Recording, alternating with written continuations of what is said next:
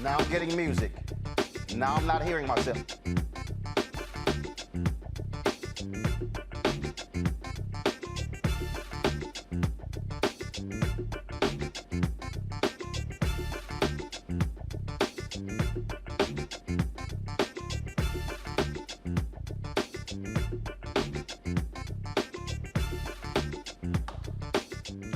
Today is Thursday, September 16, 2021. Coming up on Roland Martin Unfiltered. Oh my goodness. CBS, they announced this, I don't know what you want to call it, basically a competition, social activism. Oh, a lot of activists lit into them. Now they've admitted we screwed up. We'll be talking with Tiffany Lofton about that as well. COVID continues to spread all across the country. You will hear my interview with Dr. Anthony Fauci right here on Roland Martin Unfiltered. Derek Chauvin pleads not guilty to a civil rights violation for 2017 arrest of a 14-year-old boy. The prosecution may be close to ending its case in the R. Kelly trial. We'll talk with attorney Tammy Allison to break down what has happened so far.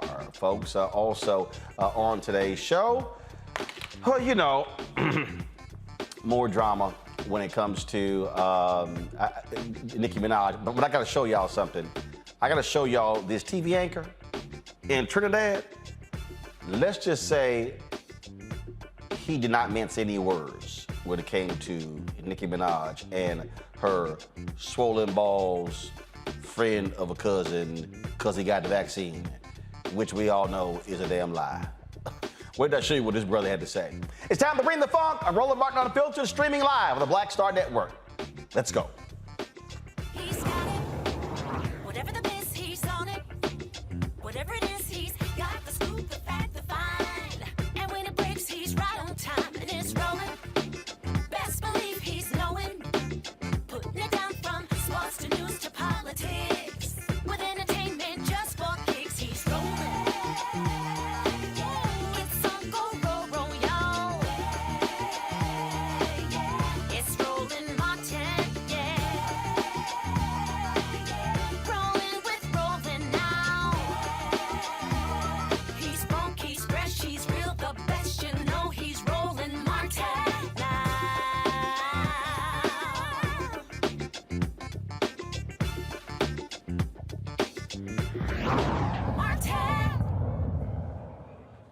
COVID continues to be a major issue in America. 42.5 million reported cases. 685,000 folks have died as a result.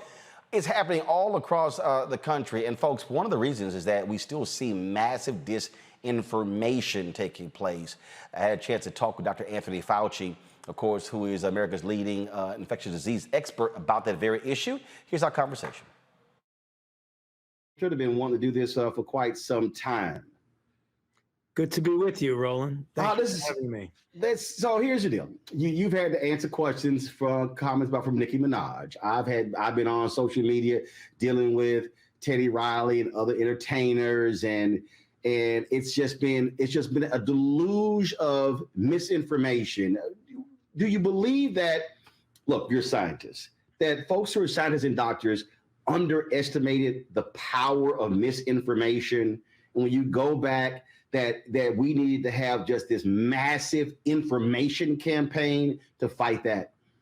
I totally agree with what your premise is, Roland, is that given the social media and the extraordinary range that social media has, when you get misinformation, and there is a lot of mis and disinformation out there, the only way to counter that is to flood the system with correct information. And that's the reason why we've got to get more people out there who are talking using science and evidence as their base, as opposed to conjecture and conspiracy theories and all the kinds of things that go around. I mean, misinformation is really the enemy of public health. It just really is. If ever there was a time when we need facts and evidence, is when we're in a public health crisis like we are right now, with this historic epidemic a pandemic that we're going through.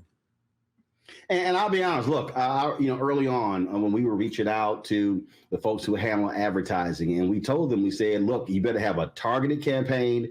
I said, versus sort of this broad deal. Oftentimes, folks want to focus on mainstream media.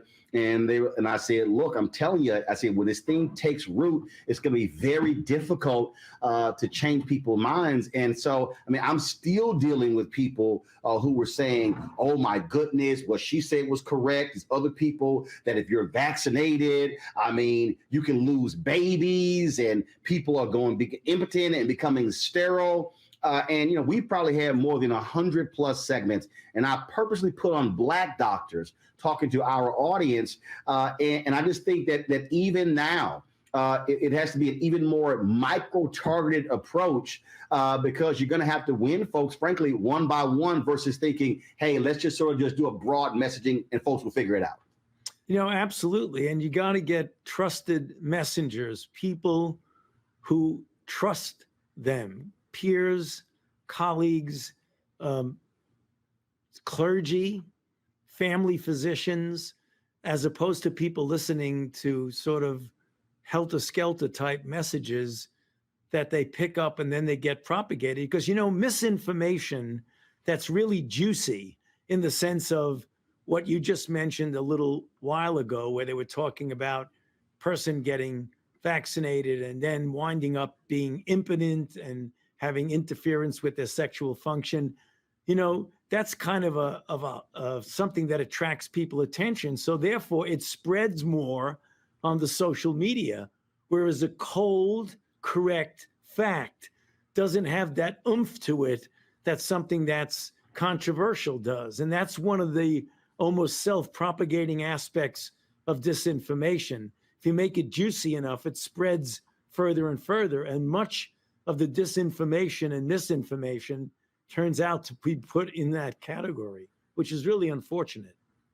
So how is the COVID task force, how are you now altering the approach? How are you talking with your advertising agencies saying, hey, we've got to alter the type of ad that we're doing and the people who we're using? Are you also saying, hey, we've got to bring in more voices, more Black doctors, more Latino doctors, more Asian doctors to give people and targeting communities in a different way. And so is there a change to the approach? Because now you're dealing with, obviously, the vaccine. Now we're talking about boosters. And so if you got folks who say, I don't even want the vaccine, the booster is going to be even harder. Well, Roland, we're doing all of the above and not only bringing in other people who can do that, but realizing that channeling it through the standard classical media is important and will continue, but also we're doing things that I never would have imagined I would be doing. Getting on TikTok with people, getting on people's Instagram, talking to rappers, talking to people who I like and respect, but I never thought I would be talking about public health matters with them. And I think that we've expanded the scope of the venues that we use. We're it's always, it's fine to be in the New York Times and the Washington Post and cable and the classic networks, but there's millions and millions and millions of people who follow people on their Instagram or follow them on Facebook. Those are things that I find myself doing now that never in my wildest dreams would I thought that I would be doing that. Well, that's one of the reasons why I created this show, for that very reason, because, look, I had a show on a Black cable network. It ended, and I said, look, we've got to have a vehicle to reach people in a different way. The last question for you, and that is, moving forward, what really should be our focus for the next 6 months? If you had to really say, hey, focus on this, what is that one thing for the next 6 months? It's filling the gap of unvaccinated people, Roland, because right now we're entering into the fall, the cooler season, the influenza season. Things are going to get complicated. The best way we can protect ourselves and our family and society in general is to get those now 74 or 75 million people who are eligible to be vaccinated, who have not yet gotten vaccinated, to reach out to them by all the mechanisms that you and I just discussed to convince them how important it is to get vaccinated. If we got those people vaccinated, we would not be having a problem right now. Right now, like yesterday, we had 130 or so thousand people who are newly infected. We have about 1,000 deaths now that we see. We have increase in hospitalizations. You know, this is something that is entirely avoidable if we get the overwhelming proportion of the population that is unvaccinated vaccinated. Well, look, we certainly appreciate your work and the work of those other doctors and scientists getting the word out. We're doing our part. Trust me, I'm getting attacked by a lot of people just like you are. People say I'm a traitor to the race. Don't take that shot. And I keep saying there's no flip side to death. You said it. That's exactly the truth. Dr. Fauci, I appreciate it. Thanks a lot. Look forward to having you back. Thank you very much, Roland. Good to be with you. You take care. Bye. Folks, in New York State, 17 healthcare workers have filed a federal lawsuit claiming their rights are being violated by the mandate that bans any exemptions. Federal Judge David Hurd has temporarily blocked New York State from enforcing a vaccine mandate for healthcare professionals. Judge Hurd is giving the state until September 22nd to respond. All healthcare workers are set to be vaccinated by September 27th. Now, Fauci had to go on TV show and answer that stupid question regarding that craziness that Nicki Minaj said about, you know, her friend told her cousin that his wedding got called off because of some swollen balls. Beyond a stupid ass lie.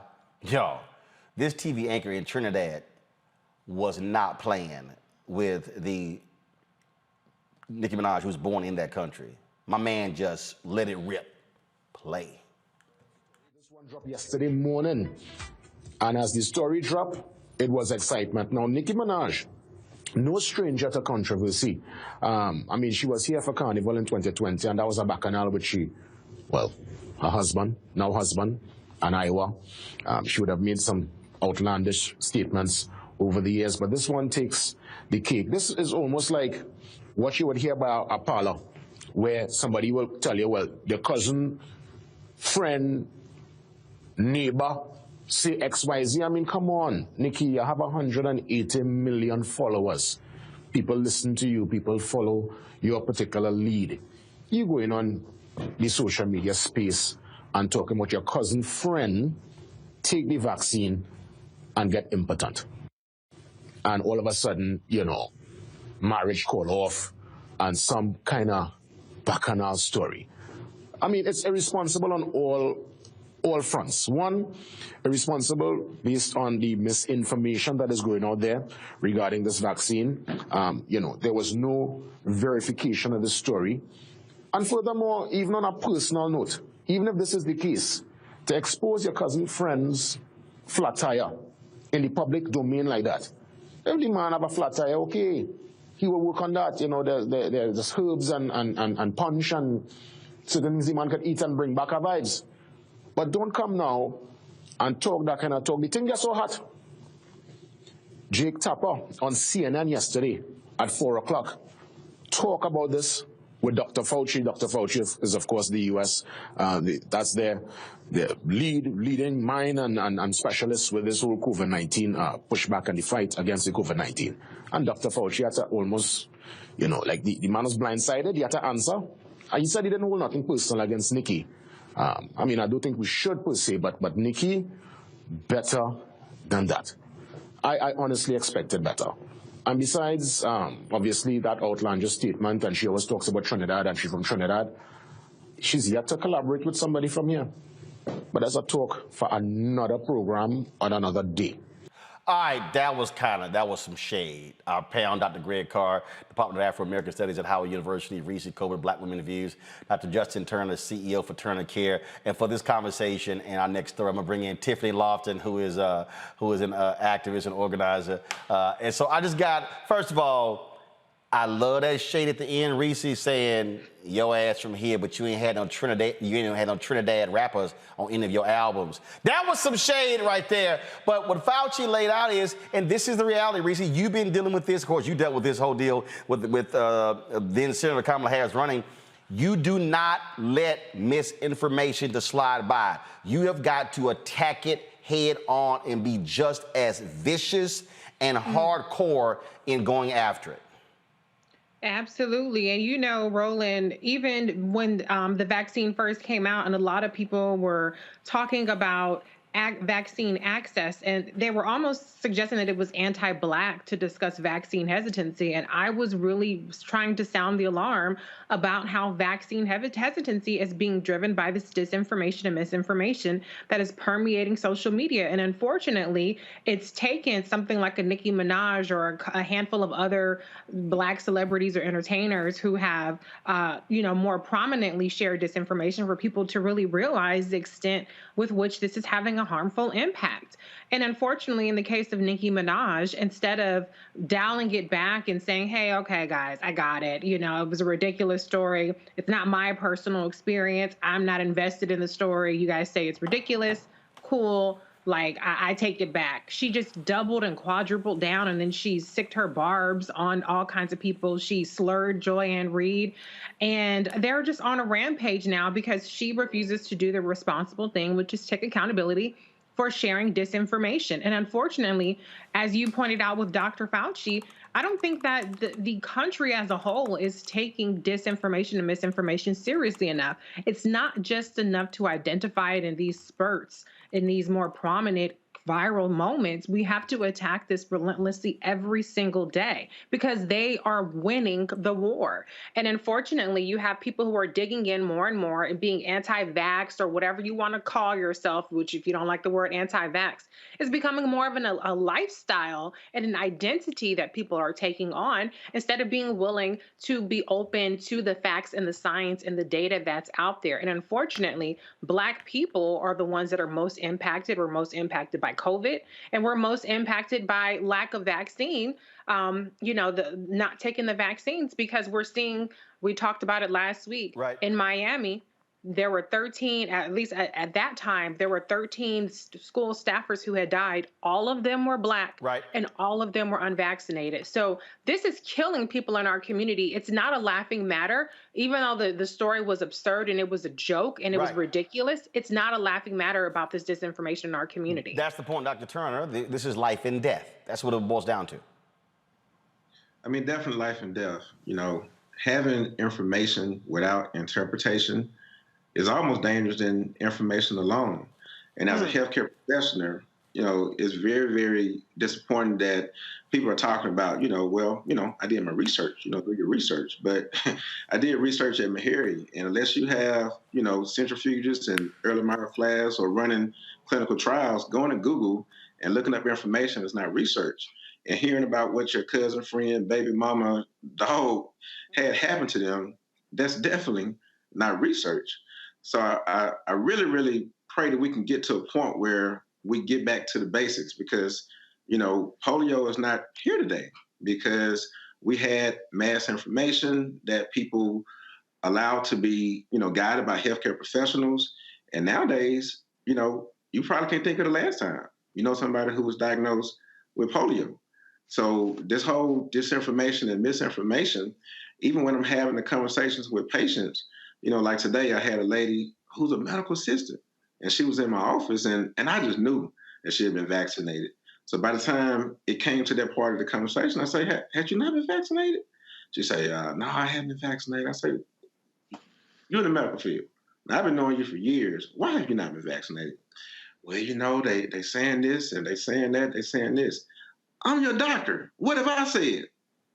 Yeah, I've been seeing your posts. So why are you allowing what happens outside there to be more important than what's happening in here? Mm-hmm. Well, I had COVID last year, and I do have a 7-year-old home who has asthma. I'm just scared. You're not scared of the virus? You mean you're more scared of the vaccine than you are the virus? Let me give you a news flash. You didn't have the Delta variant last year. The Delta variant is here. And if you as someone in the healthcare field, is not taking things serious, what do you think about everybody that knows you? And just for sakes, let's say that you get COVID and you survive it, but you pass it on to that 7-year-old. Let me ask you a question. If that 7-year-old does not make it, are you literally willing to wake up every day, the rest of your life, living with that guilt, when all you had to do was to take a vaccine that reduces your risk of dying from it and reduces your risk of having severe disease? You say, Doc, when are y'all gonna get the vaccines in? I said, we're gonna get it in Monday, the next dose. We sold out right now. Yeah, I may need to come and get it next week. What you described actually just happened in Texas, Tiffany. A mother passed on COVID to her 4-year-old child. That child is now dead as a result of that. And the thing we talk about celebrities, we talk about impact.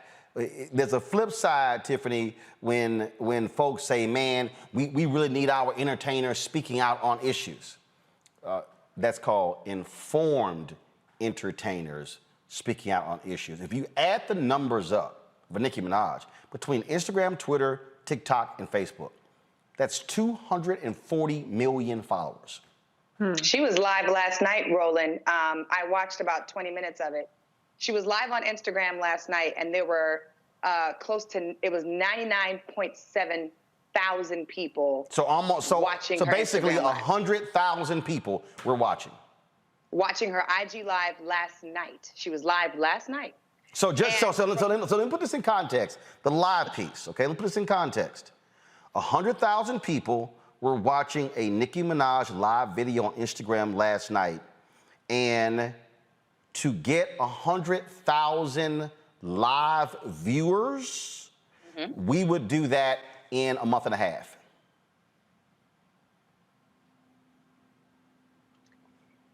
That's the point I'm trying to get people to understand. Yeah. When people who have platforms, when they say things, you gotta use it wisely.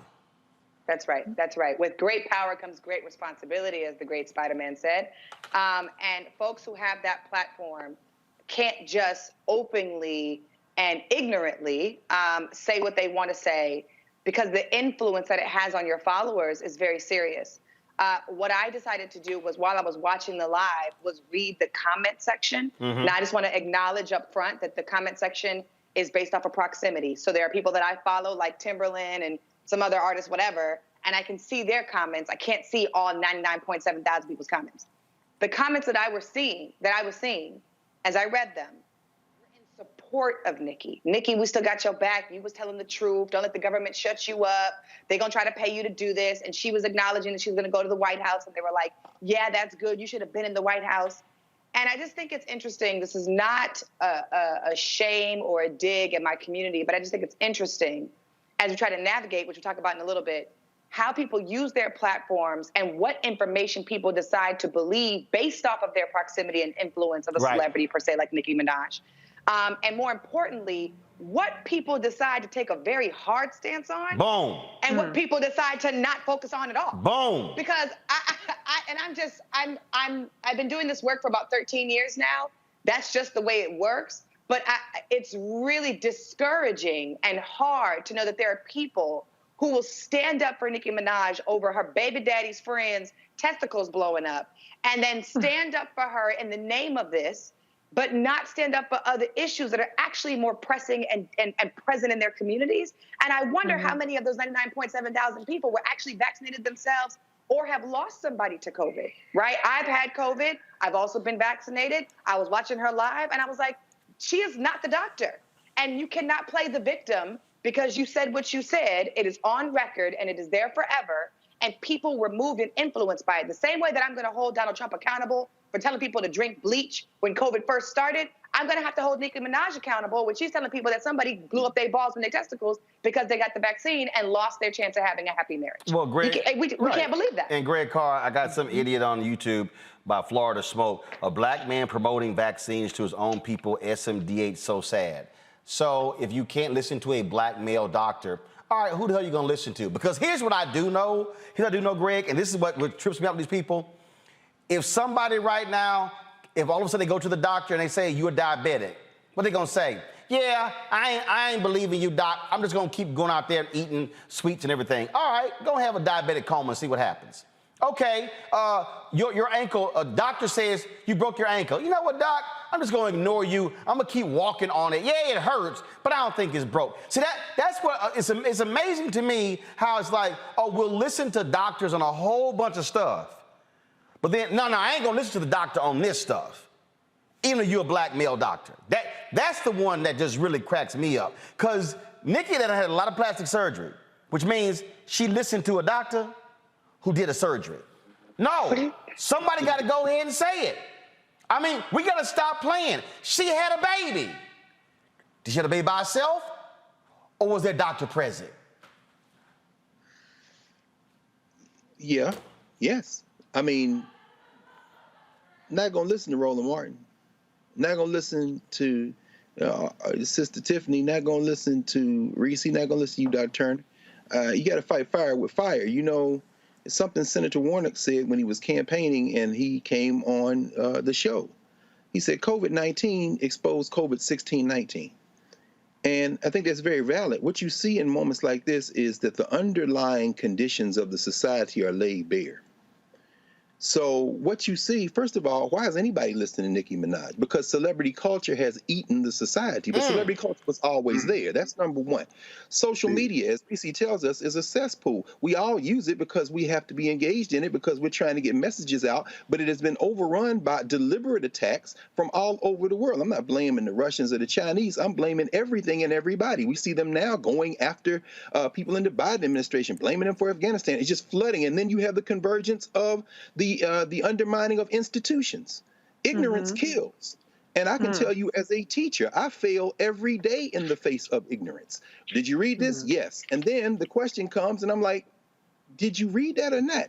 Access to information is not enough. But what, as Raphael Warnock said, COVID-19 just exposed the underlying issues we are facing. Malcolm said this in the mid-1960s before he was assassinated. He said, which other group do you know has athletes and entertainers as their leaders? Boom. But the simple fact of the matter is, at this point, everybody does. People are listening to celebrities, and so I think finally that the best person to counter Nicki Minaj would be one of her number one fans who managed fan sites until he figured out how to use algorithms and Vibe to create himself as a global celebrity. Let Lil Nas X beef with her.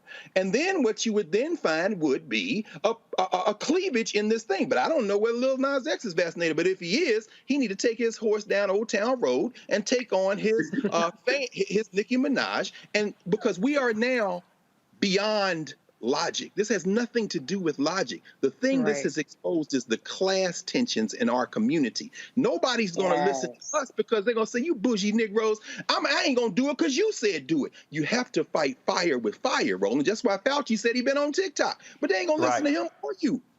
Well, they got to find an influencer, brother. And see, when we talk about, again, this celebrity influence and how it then is weaponized, what CBS was going to do. They were going to launch this show called The Activist, where they're going to have these celebrities compete for activism for some reason. It made no sense. It's going to feature 6 activists competing against one another for social media attention for their causes. Usher, Priyanka Chopra, Julianne Hough were joining to be the judges. Well, people lit them up, including people like Tiffany Lofton, and they were hot. Now CBS goes, yeah, we kind of screwed up. Now the show's going to be a documentary special. Global Citizen, CBS, and Live Nation, they partnered on the project, and they released a statement. The Activist was designed to show a wide audience the passion, long hours, and ingenuity that activists put into changing the world, hopefully inspiring others to do the same. However, it has become apparent the format of the show, as announced, distracts from the vital work these incredible activists do in their communities every day. The push for a global change is not a competition and requires a global effort. As a result, we are changing the format to remove the competitive element and reimagining the concept into a primetime documentary special. Air date to be announced. It will showcase the tireless work of 6 activists and the impact they have advocating for causes they deeply believe in. Each activist will be awarded a cash grant for the organization of their choice, as was planned for the original show, blah, blah, blah, blah, blah. Tiffany, let's just be clear. You would never see this type of documentary in prime time on a CBS? Let's just be real clear. If it wasn't for the pushback, so you were, you and Latasha Brown and others were like, "What the hell is this?" I went off. I let it rip. I went off. Let me say a few things. One, this was so insulting. It was a terribly dumb, stupid idea. Folks who do not participate in political action, who have not been committed to protest, to direct action, to campaign organizing, don't understand how much mental, physical, and spiritual energy and strength it takes to do this work. And this is not a comparison to other talents, Roland. This is just me talking about this particular show and this dumbass idea. There are people who are currently in jail right now because they protested Mike Brown's death. There are people who have been killed. There are people who have been shot at by white supremacists.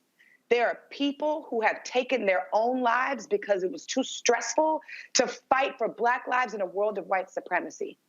So when I saw this article, I was immediately pissed off because I do not think, unlike talent shows, America's Next Top Model, American Idol, all these idol shows, which I do not watch at all, unlike them, the work of movement building and the issues, immigration, women's reproductive choice, canceling student debt, education, healthcare, COVID, union jobs, mass incarceration, ending police brutality, those things, voting rights, those things are not in competition with one another and never should be.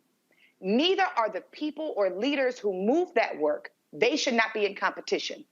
Yes, all of our movements need, deserve, and can get money. We all fundraise. I am literally fighting for a Black man's life right now in Killeen, Texas. Marvin Guy, who's been in jail for 7 years without trial because of a no-knock warrant that happened at his house. He's a Black man. He's been in jail. He has not had a trial. He has not been sent to prison. And the district attorney has already said that he is trying to kill him. Now, what in the hell would I look like as an organizer coming on a competition show, begging the world and competing against other activists when my homegirl's daddy is about to get deported and my other homeboy is trying to fight so that his school stays open, or the teachers in Florida are trying to fight so that they don't have guns at the school? What do we look like fighting and competing with each other in front of the public world where America should have all these things fixed already? And then even more so, what the hell do we look like competing for money publicly in front of other people? When the statement that I saw on CNN said that they were trying to recruit people to the work. This is actually the opposite way to do it. When you create reality TV shows and when you create competitions, you don't recruit people to the work. You make things messy. You create competition, you create evilness, you create pettiness in between the organizers and leaders, which already frankly exists. Roland, you and I talk about this all the time. And we are trying to bring folks together. My old boss, Derek Johnson, president of NAACP, said social justice is not a competition. So this show was a direct insult and disrespect to the political prisoners, to the lives that have been lost, and to the organizers like myself who sweat every single day because we do the hard work of knocking on a door to have a conversation about why it's important to vote in the recall in California. We do the hard work recruiting people in North Carolina, going to a hearing so that they can talk about why redistricting is important in their community. We do the hard work of making sure that Stacey Abrams can run a great race for governor and be the first Black governor of the state in the United States of America. We do the hard work of trying to convince people to vote, even when they know and feel like voting doesn't make a difference in their communities. That was a direct insult. Now, moving on, because now, a couple days later, the statement then came out, and I had already ripped him on social media. Me and Amanda Seals went back and forth on social media and in the DMs, talking about how ridiculous this was. And also how ridiculous it was to choose these three hosts, because I personally don't know none of them except for Usher. And even though I am a huge Usher fan and plan to go to his residency in Vegas in December, I have never seen him, outside of wearing a T-shirt that said Black Lives Matter, show up to a protest, donate. I'm not saying he hasn't. I'm just saying I don't understand why he's the person that they chose to be the host of this show. Moving on to the solution now. I actually also disagree with this documentary idea. I do not think that they should have a series of documentaries about activists. 6 special activists should be chosen to go to, Rome for the G20 so that they can come to the conference. Listen, I sat on the board for Reebok, for the Human Rights Campaign, where we worked on finding 6 activists, and we awarded 6 activists up to $100,000 to do the work that they've been doing. Those young activists were people who were trying to fight to abolish youth prisons in their city. Those young activists were folks who were providing women's sanitary napkins and things like that, and also providing basic food. They had a food bank for the community that they needed, trying to solve and end homelessness. Those are the things that they were trying to do. So instead of us spending money on the show to talk about the work, how about we just fund the work? If Usher wants to get involved, if these judges want to get involved in the work, they can call me, and we can just put them and plug them into the campaign. If we wanted to focus on the actual work that was happening, then celebrities would align themselves with activists, organizers, leaders, and social justice organizations, and they would say, hey, this is the issue that I care about. What can I do to get involved? Now, I have worked with multiple celebrities who do that. Absolutely. Some of them do it for free, some of them do it for money, but they do it. If we really want to do that work, let's do that. There are documentaries that already exist, like Ava DuVernay's 13th. There's a documentary, The Khalif Browder Story. There's a documentary that I watched last night. It was not a documentary, but there's a show that I watched last night, Blood Brothers. Dr. Greg Carr has the show with Karen Hunter on Sundays. They just got finished talking about that. I watched that on the class. They also have a show, Self-Made. They also have a show, and these are all on Netflix, and they're all free.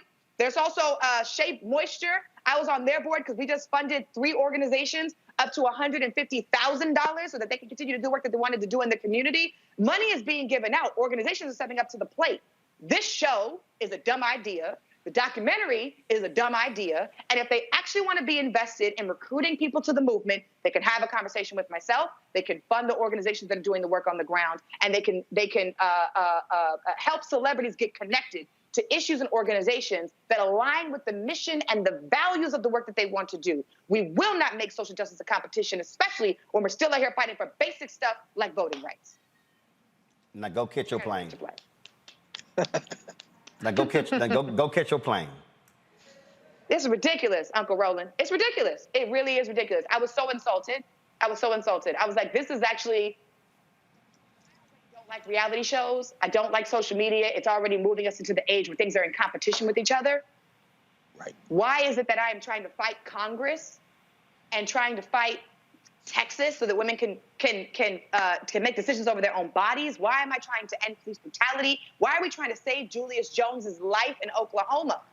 That's enough competition in and of itself. I already have to fight America for America to do what I needed to do so that I can live free and black in this country. We do not need a show where I have to battle other people to do the same thing. That is stupid. Absolutely stupid. All right. You do have the flight to catch. I do got a flight to catch. I can't wait to see you. I love you. Dr. Greg Carr, I'm going to text you because, sir. Yes, ma'am. Dodge me no more. We have to have lunch or something. No doubt. And I'm sure you're going somewhere. Where you can do a yoga headstand. Go. You didn't see my IG. I just did that. You didn't see me? Yes, I saw it. Yes, I saw it. Stay black. I love y'all. Yes, love you too. Bye.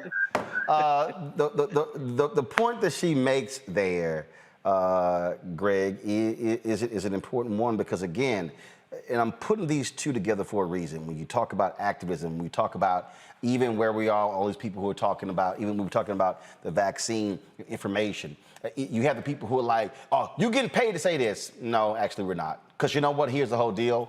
I haven't seen any Pfizer money, any Moderna money. We haven't seen any advertising from the federal government. So since all y'all keep saying I'm getting paid for it, please show me where in the hell the money is, because I got some other shit to pay for around here.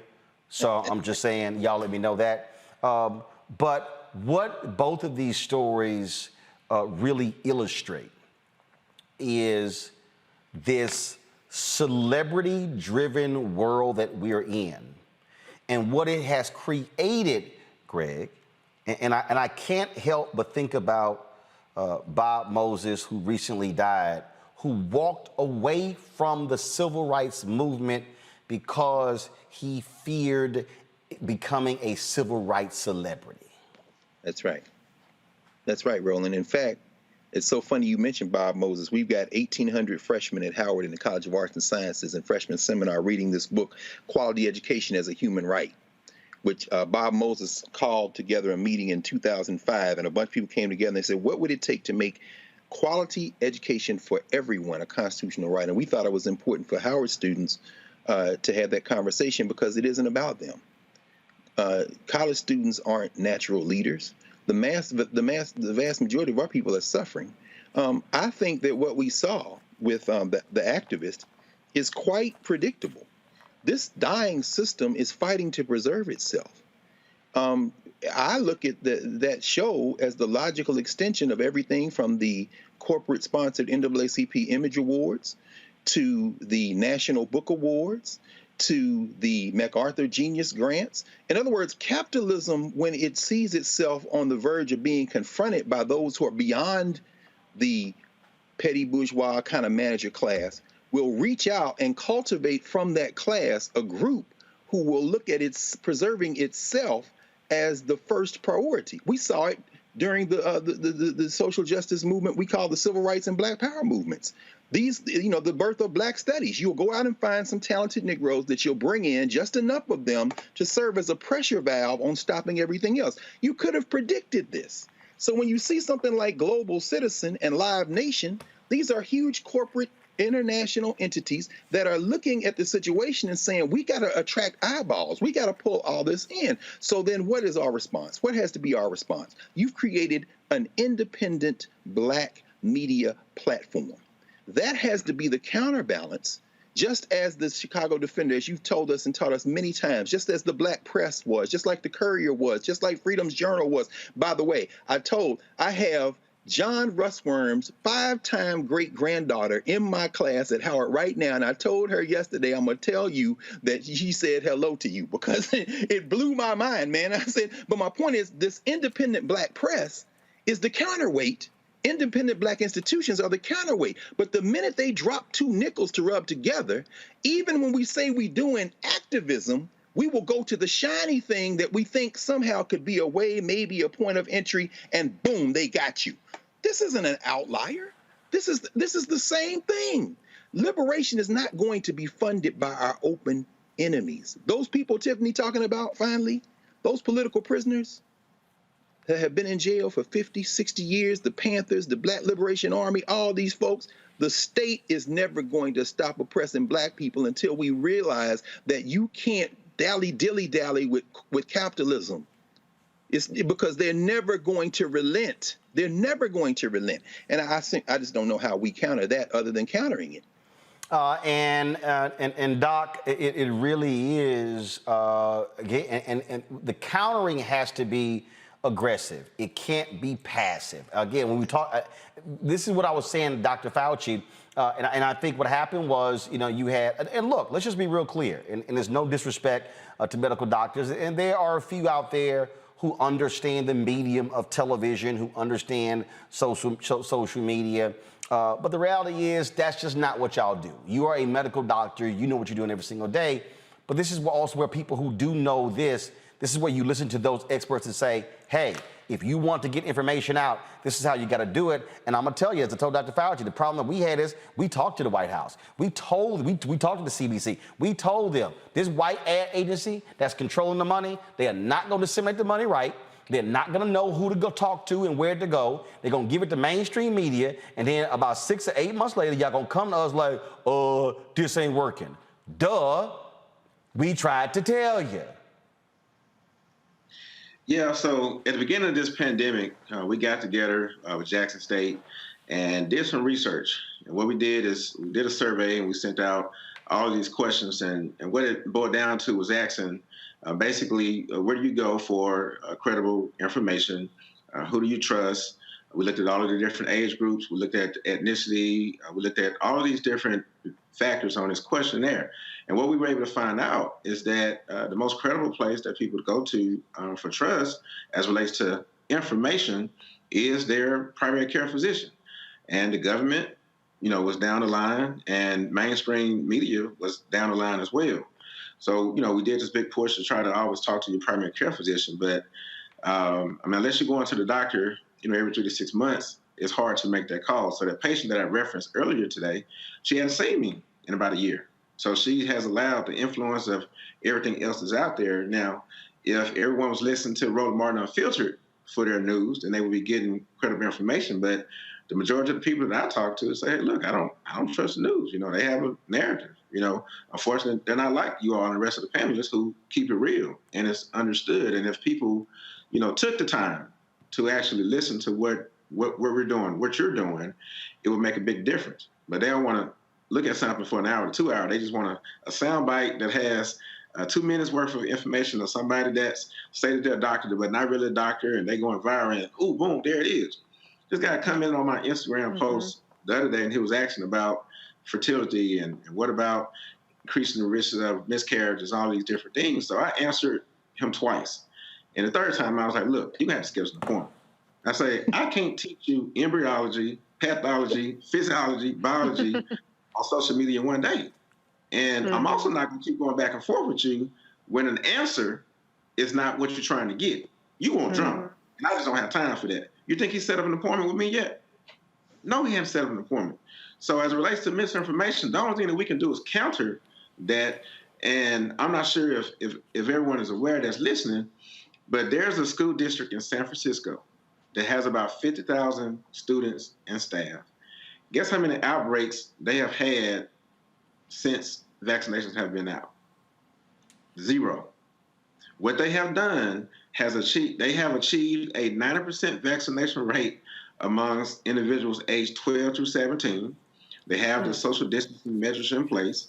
They've been very, very strict out there, and they have had 0 outbreaks. They have had some cases, and the exact number is 227 cases. So 227 cases out of about 50,000 people, that's students and staff. That's the recipe. And our goal initially was to try to get 7% vaccination rate. But we got comfortable. I guess we had premature success, which is dangerous sometimes in success, and people started getting vaccinated. And what happened? We got the Delta variant. And here we are. We got caught with our pants down, and we've been trying to play catch up ever since. So the information is there. The example, as far as what they're doing in San Francisco School District, is showing what we need to do to get ahead. So how do we take the information that we're providing on this panel with all these different sources, and like Dr. Carr said, how to meet them where they are with this information? But you know, Reese, you made this point. I see you make it all the time. You get a little perturbed at people who are real quick to share video clips from mainstream media outlets, even those hosted by Black hosts. When those same things they're sharing, we literally said 2, 3, 4, 5 weeks earlier on Roland Martin Unfiltered, and you're like, if y'all blue check Black people had the same intensity of sharing Black-owned media stuff, then maybe our folks would be informed. And that's really what it boils down to. I am constantly saying to people, the first lecture I gave at Fisk a couple of weeks ago, I said real simple: the money follows your eyeballs. And where you as Black people move your eyeballs, that's where folks are gonna go. So stop talking about we need to have our own, we need this, we need this. I will say this, and I dare somebody to put some money up. I don't believe that there is a single show on any network, including Black News Channel, TV One, BET, OWN, CNN, MSNBC, Fox News, News Nation, Newsmax, OANN, Al Jazeera, I don't know who the hell I'm leaving out. I guarantee you, there's not a single show that has had more Black doctors and scientists on in the past 16 months than this show, giving out credible, real information about COVID-19 and other health issues. But again, our folks real quick, man, we got to have our own. It don't matter having our own if you do not watch and support. Reese? Well, I think that explains why you have a show like The Activist that comes up. Because as a society, we, and I don't include myself in this, to be clear, but we as a society decide who are the chosen ones, who are the tastemakers, who are the people that get to set the narratives and get listened to, and they have to be anointed to some degree. On Twitter, you have blue checks, and all across social media, blue checks. And there's no shade if you have a blue check, that's fine. I'm not hating on you. I'm verified by the people. So no, hold up. You ain't hating, you stating. I'm just saying, hello, I like it. I ain't hating, I'm stating. Okay, I'm gonna use it. But the bottom line is that people want to see you validated by somebody else before they follow behind what you have to say, before they amplify what you have to say, before they approve of what you have to say. That's why I always say we are the tastemakers. We are the validators, but we don't spend that time validating ourselves. There are people who are fans of me. I don't see you retweeting my stuff. I know I can get a little spicy or whatever, but I'm not the kind of person that's going to be retweeted by everybody because I don't have a certain stature. I don't have a certain blue check, you know, even though people like and they quietly, you know, follow all kind of stuff. So I think we as a society are basically moving behind a select few number of people, a select few number of even Black broadcasters, a select few number of networks. Even Black News Channel don't get as much attention as MSNBC. Even Fox Soul doesn't get as much attention, even though these are not Black-owned media outlets, but they are Black-targeted. We, as a society, have decided that only a certain number of people, or only a certain group of people are the people that get to speak for us, that get to be the ones that we pay attention to. And so that's why, Roland, when you are on ABC this week, there were, I saw a dozen articles written about your comments that you have made countless times on Roland Martin Unfiltered, because you have to be somewhere that's validated for your opinion and your statements to be valid to too many people. And we have to solve that. And absolutely it. Now we're going to go to a break. It's interesting. Somebody sent me a clip. I'm going to show it later in the show. And I remember the conversation, but I'm going to show you a clip of what I said on MSNBC before the 2016 election. And when y'all see it, you probably are going to ask, why in the hell every network didn't call me for the last 5 years?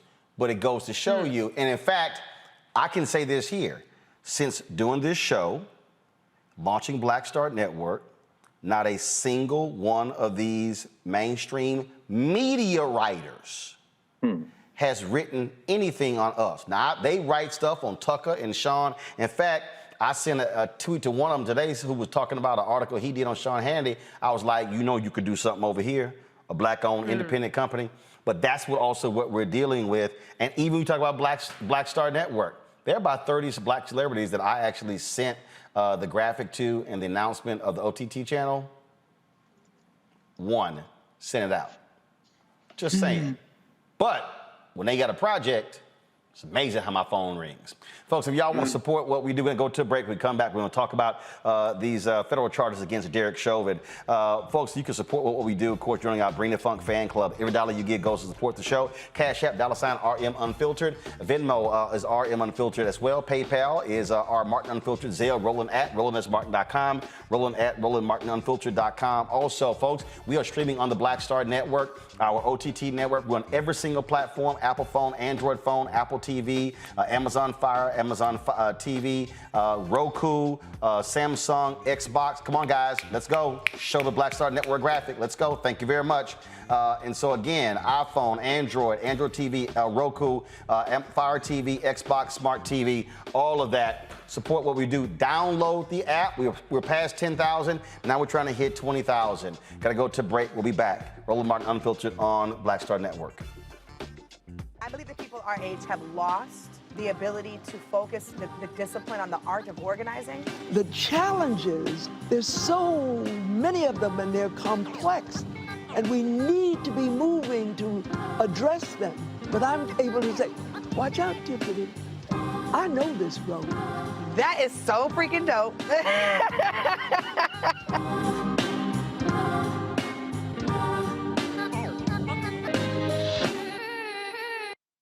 Floyd's death hopefully put another nail in the coffin of racism. You talk about awakening America. It led to a historic summer of protest.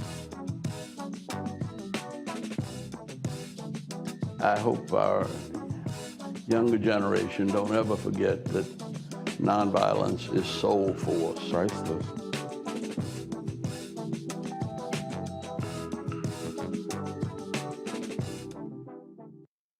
Riddle. What's up, y'all? I'm Will Packer. I'm Chrisette Michelle. Hi, I'm Chaley Rose, and you're watching Roland Martin Unfiltered.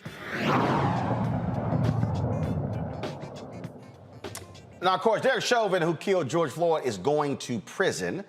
He was convicted in state court, but remember, there were still federal charges, not just in the George Floyd case. What happened was there was another case that was being investigated, all right?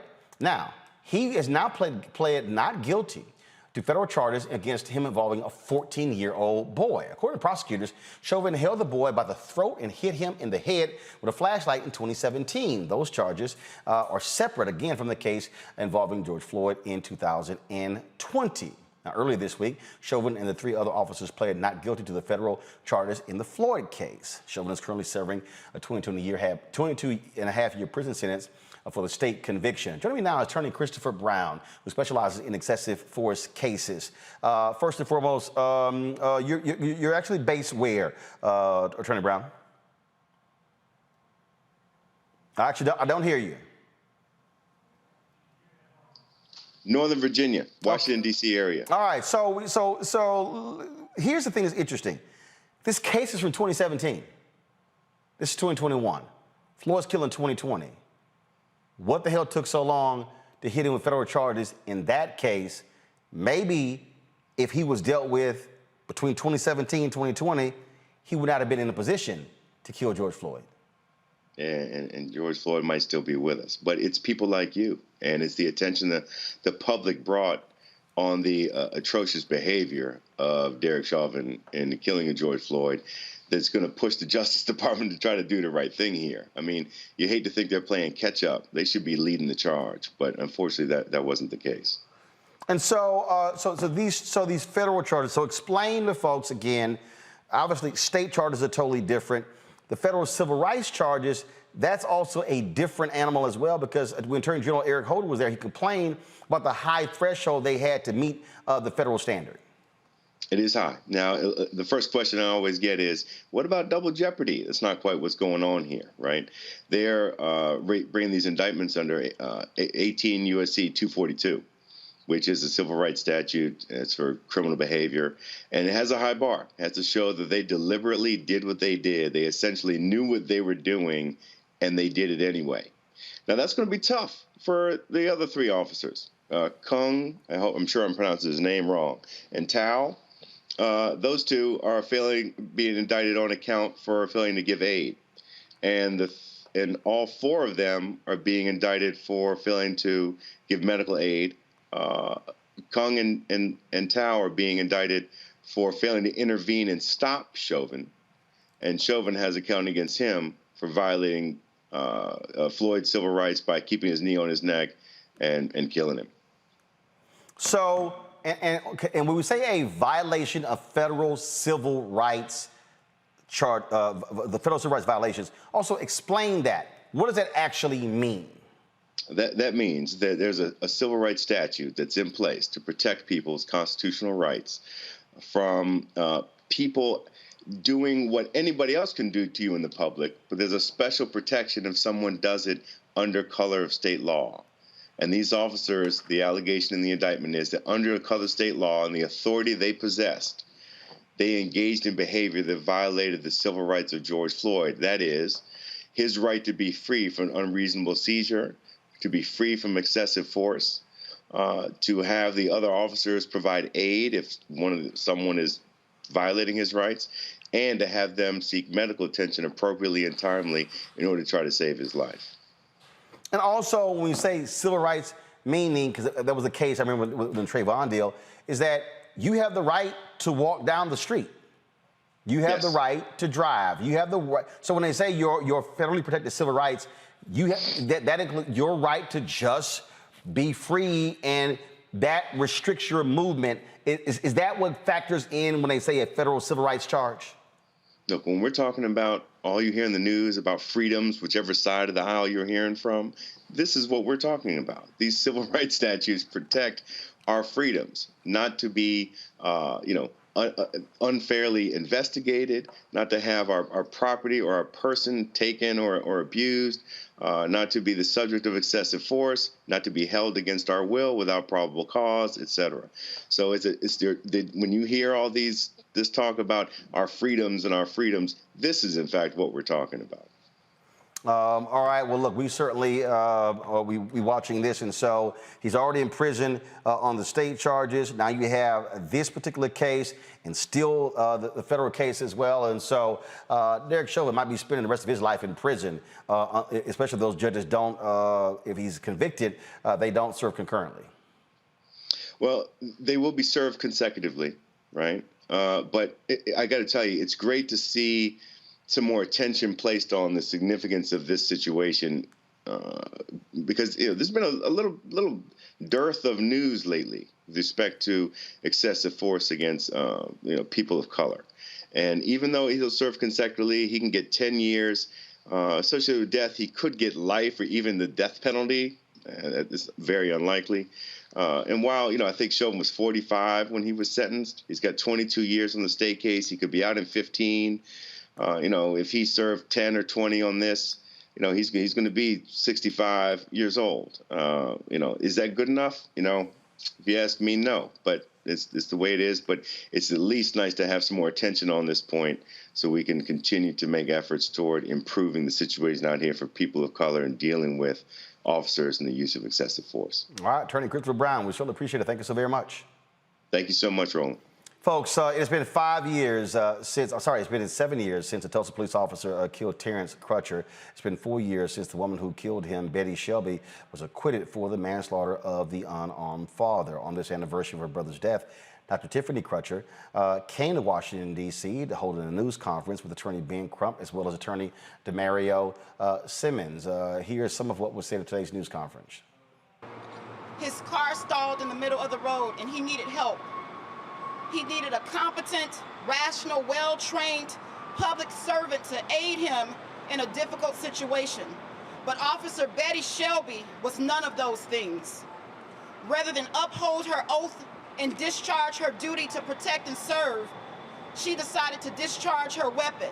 She shot my brother, an unarmed black father, with his hands in the air, in cold blood. And then she retreated to her car instead of rendering aid. In 5 years, my family has received no justice. And so today, on the day when I should be with my family, I am here 1,000 miles away fighting for justice for my twin brother. I'm standing here to call on the nation's Department of Justice to reopen the case in my brother's killing, into Officer Shelby's actions, and into a culture of relentless racial bias that has permeated Tulsa's police department for generations. It is my hope that President Biden's administration will go beyond the empty talk of racial justice we saw over the last 4 years and instead vigorously act to ensure that justice is done. 5 years ago today, Terrence Crutcher was walking away from the police, Attorney Solomon Simmons, with his hands up. His back was to police officer Betty Shelby. And it is inexplicable from that day to this one why she shot this unarmed black man who was simply having car trouble. He had committed no crime. But as often is the case that we see far too many times in America, police shoot first and ask questions later when it's unarmed black people. And from that day to this one, his twin sister, Dr. Tiffany Crutcher, has bared her heart, saying that her brother's life matters. And that's why she's been here to Washington, D.C. on Capitol Hill on many occasions with the families of George Floyd and Botham Jean and Breonna Taylor and so many other families that have had their loved ones taken far too soon at the hands of the people who are supposed to protect and serve them. And just yesterday, on the eve of the 5-year anniversary, Dr. Crutcher and Attorney Solomon Simmons and others were on Capitol Hill, and they were trying to get support for the George Floyd Justice and Policing Act so we will have meaningful police reform because her brother's blood is on that legislation. The last 5 years, had the great pleasure and honor to work alongside and represent the family of Terrence Crutcher, including my sister and my friend, Dr. Tiffany Crutcher. We have asked specifically and formally in a letter to the Department of Justice to reopen the criminal investigation into the murder of Terrence Crutcher that happened 5 years ago today, along with LDF and Human Rights Watch and many other leaders, national and local leaders. Why are we doing this today? Why are we making this announcement 5 years later? Because we do not trust the investigation from the previous administration. We cannot trust that they actually looked at this case for what it is, an unarmed black man shot with his hands up in the air. We asking the Joe Biden administration, the President Biden's administration, the current administration, to reopen this case, to do a proper investigation, because we believe strongly that the evidence is clear. The video is clear. Yes. Terrence Crutcher's civil rights were violated when he was shot with his hands up in the air, and when they allowed him to lay on the ground for over 2.5 minutes without any medical assistance. When on video, the officers made eyewitnesses leave the scene, never to be investigated, never to be discussed about what they saw and heard. That is on video. Until this very day, not one officer has been disciplined. Not one person who participated in the cover-up of the murder of Terrence has been brought to justice. And that is why we're asking for this administration, an administration that is built upon racial equity and civil rights, to reopen this investigation and to open a civil practice and patterns investigation into the Tulsa Police Department. It is beyond time for the Tulsa Police Department to be investigated, not only for the murder and the cover-up of Terrence Crutcher, but for the continual degradation of black and brown people's civil rights in Tulsa, Oklahoma. That is why we're here today. Because as Tiffany always has said, Dr. Crutcher, Terrence's life mattered.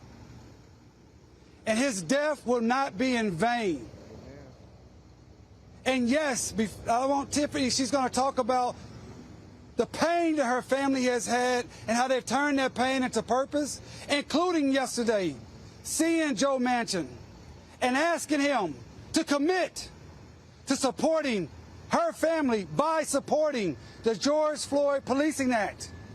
That is the commitment we need from Senator Manchin and every politician who says they are for racial equity, for civil rights, and for just doing what is right for our country to move into the next half of the 21st century as a place where freedom, justice, and equality actually occurs for everyone.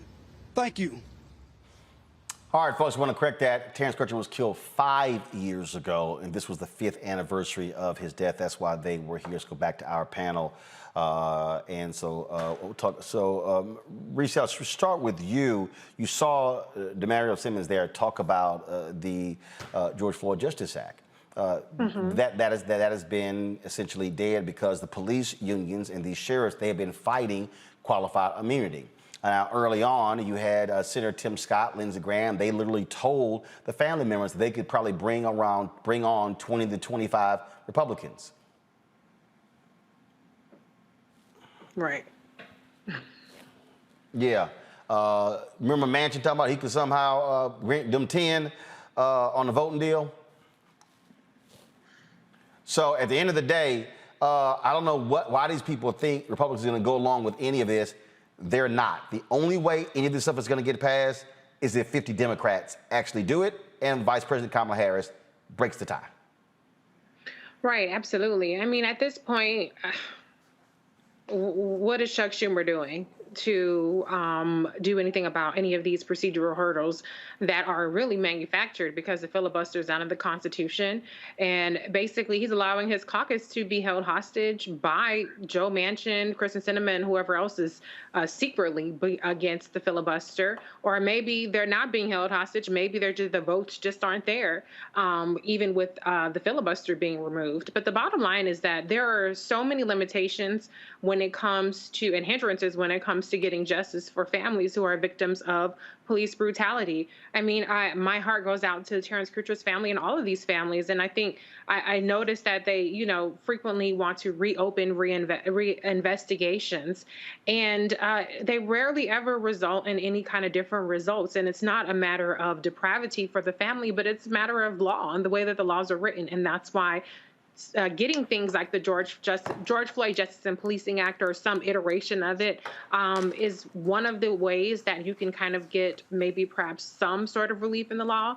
But I am encouraged, at least today, we saw Vanita Gupta and Biden-Harris DOJ come out and talk about how they're going to open up pattern and practices investigations in Phoenix and Minneapolis, and I think there is one more, I forget off the top of my head, but they're going to be a lot more aggressive about how federal funding is being allocated to police departments that are violating civil rights, and trying to use that stick to punish those police departments that are racial profiling and doing things that are racist and terrorizing Black citizens, Black and brown citizens. So unfortunately, there are no warm and fuzzy feelings that you're going to ever get from any of these stories, because the police, we have a country that has wholesale bought in to the police basically being above the law. There's no political will to do much about, or I shouldn't say no political will, but there's not enough political will to do anything about it.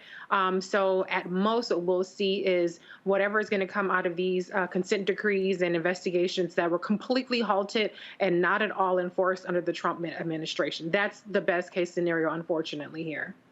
Dr. Turner.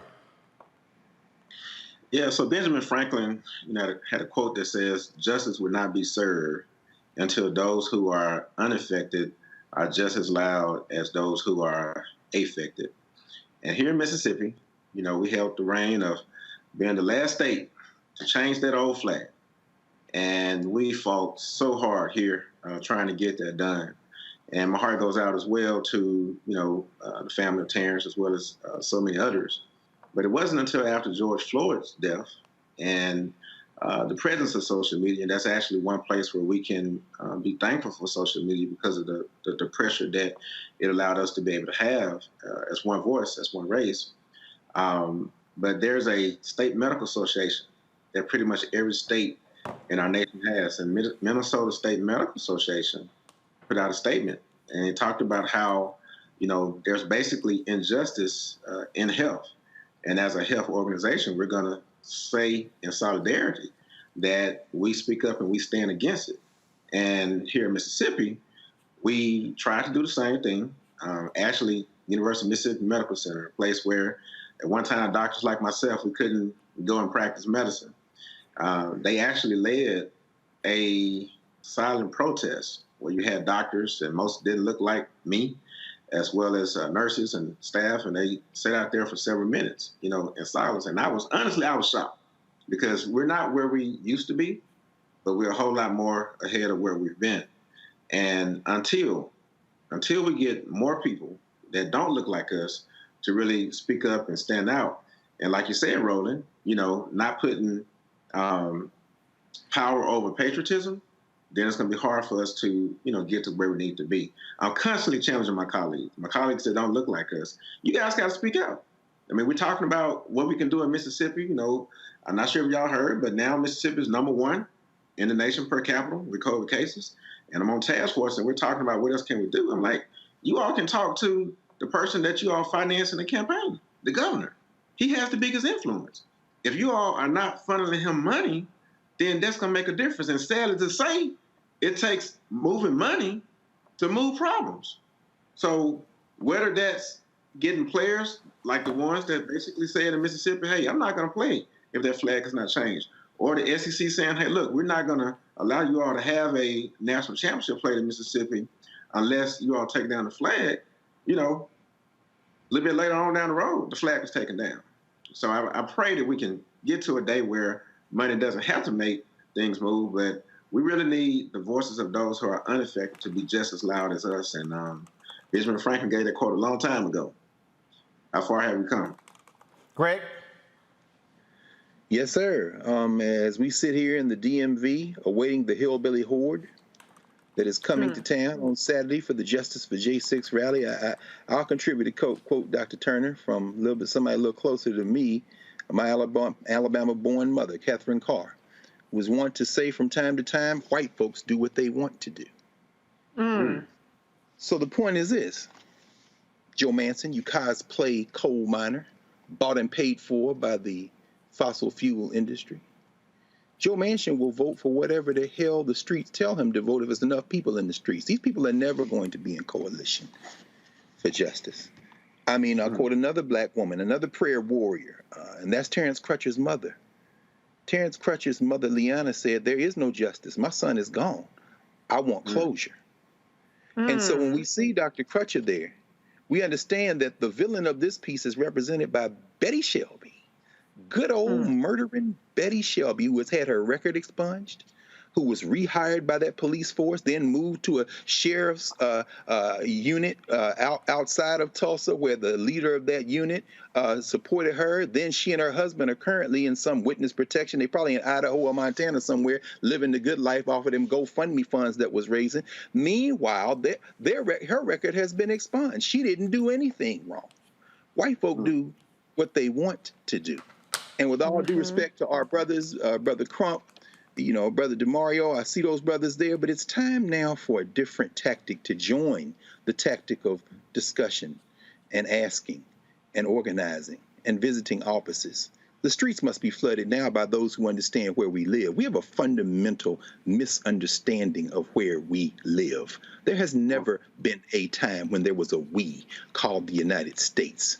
This criminal enterprise has been built on the dehumanizing of black people, on the dehumanizing of Native Americans. Policing as a concept cannot be reformed because it is doing what it is supposed to do. You're not going to put Daniel Pentangelo in jail. You might not even see those other 3 cops that helped Derek Chauvin get charged with third-degree manslaughter because the Supreme Court of Minnesota yesterday overturned the conviction of Muhammad Noor on that thing, and you might see Derek Chauvin go back in to see if his conviction on that term can be overturned. In other words, it's doing what it was designed to do. There is no amount of eloquent pleading and losing, quite frankly, my friend Ben Crump.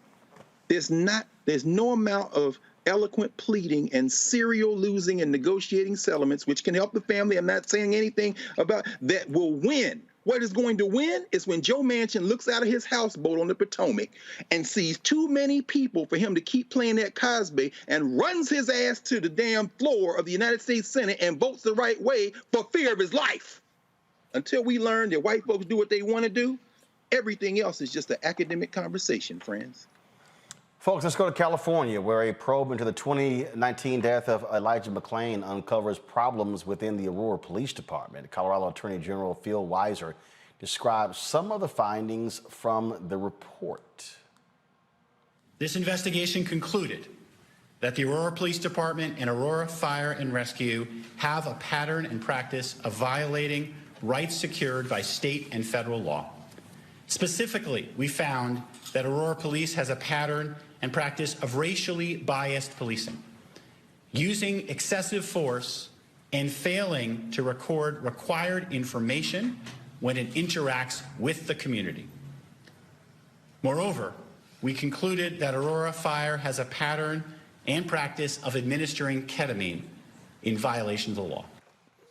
So if you put the Aurora Police Department, then you start putting these other departments they're investigating, and all of a sudden you start realizing you're 5, 10, 20, 30, 50, we can go on and on. What happened to all of those few bad apples, Reese? Well, like Dr. Carr said, I mean, the system is working as designed. This is not a bug, it is a feature. It's only when something goes viral in Elijah McClain's case. I mean, it was a full year, I believe, later after he was killed by the police that situation even got any attention because the video went viral and it was horrific.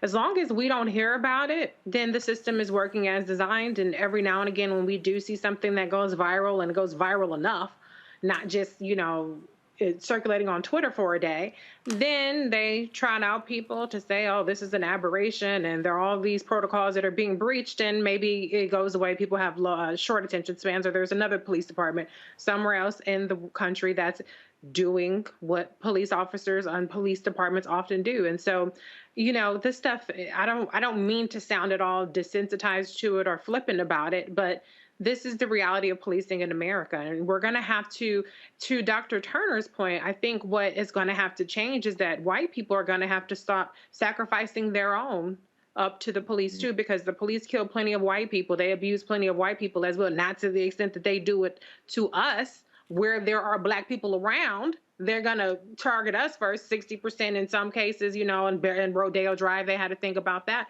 But when there are places where there are no black people around, the white people are the ones that are getting it. But to date, the white folks have decided that they're willing to subject their brethren and their sisterin to these corrupt police forces just so that they can keep the blacks and the browns in line. The thing here is, and this is where, Greg, an aggressive Department of Justice matters.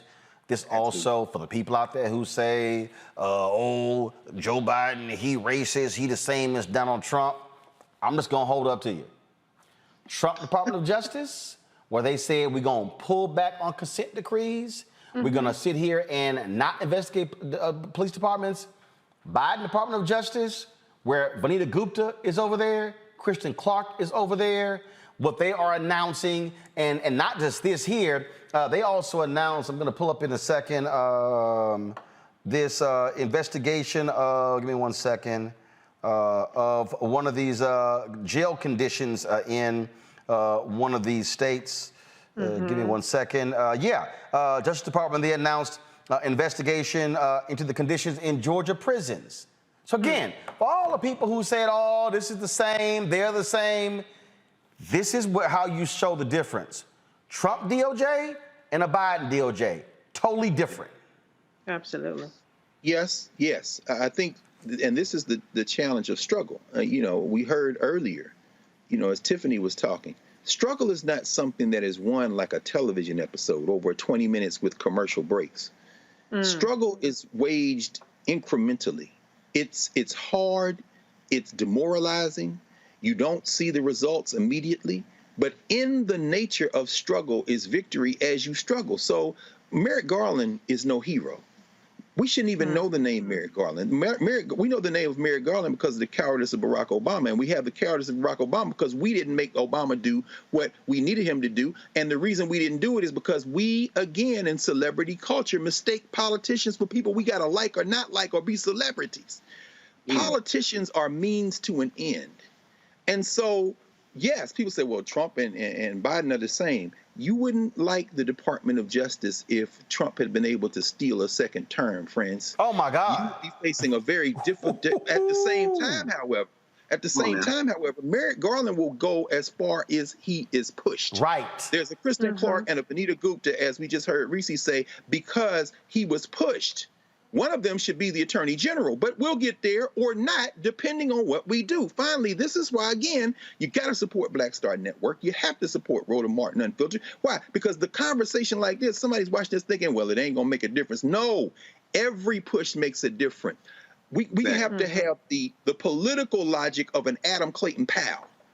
You have to be smart. You have to be tactical. And I'm not beating up on Ben Crump or DeMario Simmons or any of those cats. What I'm saying is that they have to now be supplemented, surrounded, and overrun with those of us who understand tactically that there is a role for everyone. Once you voted, get in the street. Once you get in the street, break off $50 a year for RMU and Black Star. Once you've done that, call unceasingly. Once you've done that, run for local office. Once you've run, in fact, do all of that at the same time and watch the progress. Because them white boys is coming here this weekend to tear up the damn city again. They're not sitting around trying to figure out what they can do. They simply build a reality and live as if that's the reality. They won the election.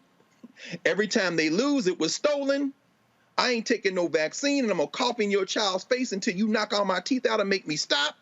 And they dare us every day to stop them. It's just actually quite simple when it really comes down to it. And on that particular point there, Doc, that Greg lays out, I was watching a story that they said the Mercers had contributed some $20 million to this dark money group. Well, they don't have to actually disclose who their donors are. I mean, look, the reality is these folks, they don't want an aggressive Department of Justice. They don't want an aggressive SEC. They don't want an aggressive Food and Drug Administration and aggressive CDC. They understand that how Trump gutted the Department of Agriculture, gutted the Environmental Protection Agency, the EPA, gutted all of these different places, them being in charge during a census year, the gathering of that information, that made a difference in terms of how many people got counted. And so it's walking people through these things. And when we talk about this stuff, you cannot just say, well, I'm just going to be only committed to social justice and criminal justice reform without realizing if you do not have the people in place who are more likely to support your issues, then you ain't changing a damn thing. You're not changing anything. Which you see there in Mississippi with the yahoos that are in the governor's mansion and the legislature. Yeah, I don't understand. I mean, we still here fighting, talking about Medicaid expansion, which has been proven over and over that basically the benefits outweigh the risk, that there's a whole lot of economic opportunity. We've been fighting for decades to get the approval of being able to have a lottery. They finally did. We had a black politician that had been trying to lead that for probably 20-something years. So we have it now. And now we got more funds coming in to fix some of these broken roads that's been messed up for years. To try to make it simple, like our previous speakers have stated, everybody plays a role in this fight. And silence gives consent. And it's time for all of us to realize that we have some capacity to be able to get where we need to get. So if you think about the human body, we got the head, we got the hands, we got the heart, we got the lungs, we got all of these different parts. My heart can't say, you know what, man, I'm going to take a break for a couple of months. I'm just going to let the lungs and the brain work that thing out. My brain can't say, you know what, I'm tired. This doesn't appear to be affecting me. So right now, I'm going to let the hands deal with this, and I'm going to let the gastrointestinal system deal with that. Every part of the body is always working together. Even when you're sleeping, the body is working. When you're sleeping, the heart is pumping. And if your heart does not get enough blood to your brain and give it enough oxygen, it shuts down. There's 16 million Americans with sleep apnea right now, and a lot of them don't realize that they have it.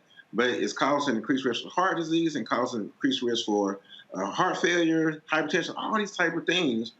But typically, it's not until people have symptoms that they begin to take things serious. So we don't need to wait as relates to this whole thing of injustice in America for it to happen to us in order for people to speak up. We don't need the white family to wait till it happened to them for them to speak up. So to everyone listening, we have to understand that when you continue to be silent, you're basically suggesting that you agree with everything that's being done. Dr. King said a while back that one of the greatest forms of discrimination is health injustice. He said it's the most shocking and the most humane. But in reality, we can't really separate this versus separate that. We don't even have time to compete anymore. Injustice, whether it's health, whether it's education, whether it's economics, is all related. So we thankful for voices like Roland Martin Unfiltered, because you guys are really addressing all of it. All of it. Y'all got to support. Y'all got to follow.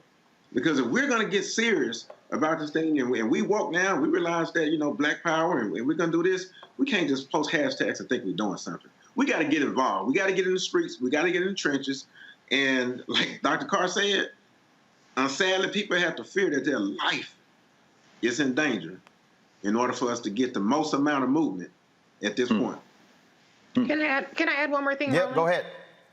I just want to point out, too, that this was a state attorney general's report and pattern and practices investigation. This is why it's so important that when you go to the ballot box, you vote for all of your state elected officials. That's lieutenant governor, that's attorney general, secretary of state, and some, I'm not sure if they're elected in every state, the governor, mayor, city council, et cetera. The attorney general is the difference between a Daniel Cameron in Kentucky declining to press charges against the cops that murdered Breonna Taylor and didn't even present evidence of their crime to the grand jury about them shooting Breonna Taylor. They didn't even present evidence about her particular assault, death, execution.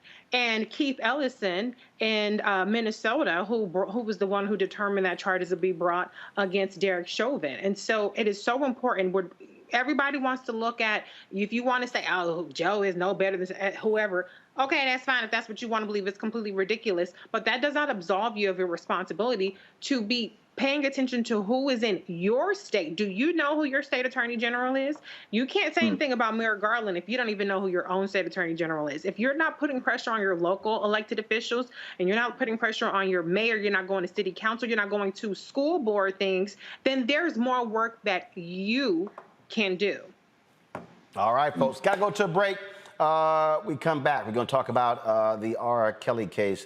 It is nearing its conclusion of the prosecution, arresting their side. We'll give you an update on all developments. But before we do that, these are folks who have given to us during the show: Nancy Jones, LaWanda Rivers, John Morris, Cheryl Houston, Daryl Lavelle, Ray Wilson, Ronald Pierce, also Jamal Graham, Latrell, Paulette Jackson, Reginald Stewart, Tawanda Mayo, Del Tarnez Hart, Johnny Major, Yvette Tingle, Linda Porter, Colette, Mike, Intron Rollins, Cherie Bryant, Jay, Alonzo Rashad Brooks, Sharon Brooks, Monica Gant, Charles Lucas, Vernetta White, Carlos Canones, Tanya Foster, Shirai Galliard, Fatima Morgan, Inga Jackson, Nicola Morris, Karen Pierce, Thomas Edwards. If you want to join our Bring the Funk fan club, folks, here's what we ask: $50 from each one of our folks, minimum $50, $4.19 a month, 13 cents a day. Can't do that? It's no problem. It's $25 fine, $25 fine, $10, $5, $1. It all adds up. You want to give more? That's great. We got some people who've given us, again, ranging from $5, $10, $20, $25, $40, $50, $100. Every dollar is important. And I've had people sit me and they's like, you know, what my benefits? Well, first of all, we have discounts to products that are on our website. We don't. So here's the deal. We don't send out hats, T-shirts, and stuff like that. Why? Because they actually cost money. And what ended up, you actually spend all your money on products and it doesn't go to actually pay for anything. So what we're trying to build here is build out an actual independent black-owned news network. And so that's what we're doing. That's why we are, hopefully we'll have our studio space finished next week. I can unveil it to you. But all these things are happening as we speak to give you something other people are not providing for you. And so you can join us via Cash App. So anybody who gives before the next 15 minutes we're on the air, I'm going to give you a personal shout out. Cash App, $RM Unfiltered. PayPal is R Martin Unfiltered. Venmo is /RM Unfiltered. Zelle is Roland@RolandSMartin.com. Roland@RolandMartinUnfiltered.com. All right, folks, we'll be back on Roland Martin Unfiltered right here on the Black Star Network. White supremacy ain't just about hurting black folk. Right. We got to deal with it. It's injustice. It's wrong. I do feel like in this generation, we've got to do more around being intentional in resolving conflict. You and I haven't always agreed. Yeah. But we agree on the big piece. Yeah. Our conflict is not about destruction. Conflict's going to happen.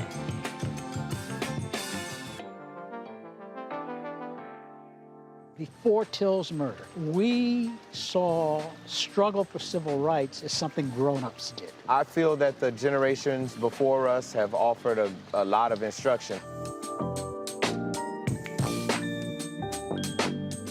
Organizing is really one of the only things that gives me the sanity and makes me feel purposeful. When Emmett Till was murdered, yeah, that's what attracted our attention.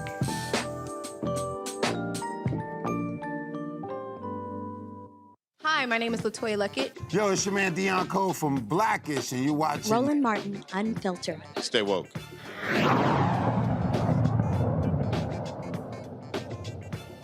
All right, folks, here's the trial again. Witness after witness testified about the horrors of R. Kelly. It has been a damning testimony that we have seen each and every single day in the trial. It appears as if the prosecution is nearing the end of this particular process. Like I say, it has been very traumatic for those who have been testifying. He, of course, is still claiming his innocence, but that's what's going on there. Joining us right now is Dallas attorney Tammy Allison. Tammy, how you doing? I'm good. How are you, Roland? Thank you for having me. All right, so let's break this thing down. It has been more than 2 weeks of testimony, back and forth, back and forth. Your analysis of what we have heard this week. What we've heard this week is a lot. We heard a lot more evidence from the prosecution's witnesses that speak to that criminal enterprise that you and I talked about the last time that I was on the show, where Mr. Kelly is not being accused of the independent sexual abuses of these alleged victims, but overall a criminal enterprise similar to that of like a mob, and that's that RICO charge. So these testimonies that we've heard, they're stating that Mr. Kelly has done some very horrific things to these alleged victims, that the individuals who worked very closely with Mr. Kelly were aware of what was going on. They testified for the prosecution and detailed some of these very strict rules that Mr. Kelly had for these alleged victims, the fact that they were not able to use the bathroom without permission. They were locked in closets for days. I think we've heard about the naked women crawling out from under the boxing ring and doing sexual things with the very young man, and a lot more. I believe yesterday the prosecution presented evidence from a videotape from 2008 where Mr. Kelly was heard berating one of those alleged victims, and it was a very traumatic testimony that was heard yesterday. And I think that the jury, they're hearing all of this, and I'm not sure how the defense is going to be able to overcome it. Because of COVID in the federal courtroom, cameras are not allowed, and the reporters are not able to see the jurors or their reactions to this testimony because of the fact that they are in these overflow rooms. So there's just like a lot of speculation as to how the jury is receiving this information. But here's the question, is berating someone actually illegal? I don't think so.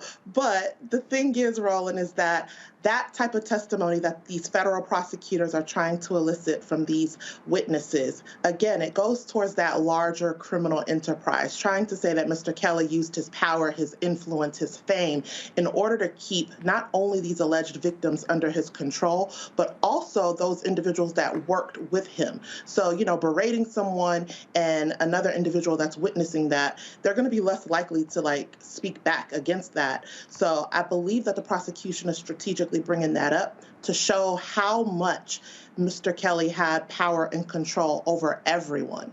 Okay, but if we're thinking about this from a gang standpoint, we're thinking about this in terms of RICO statutes, how we dealt with the mob. Well, they arrested underlings and the mob bosses. In this case, it's only him.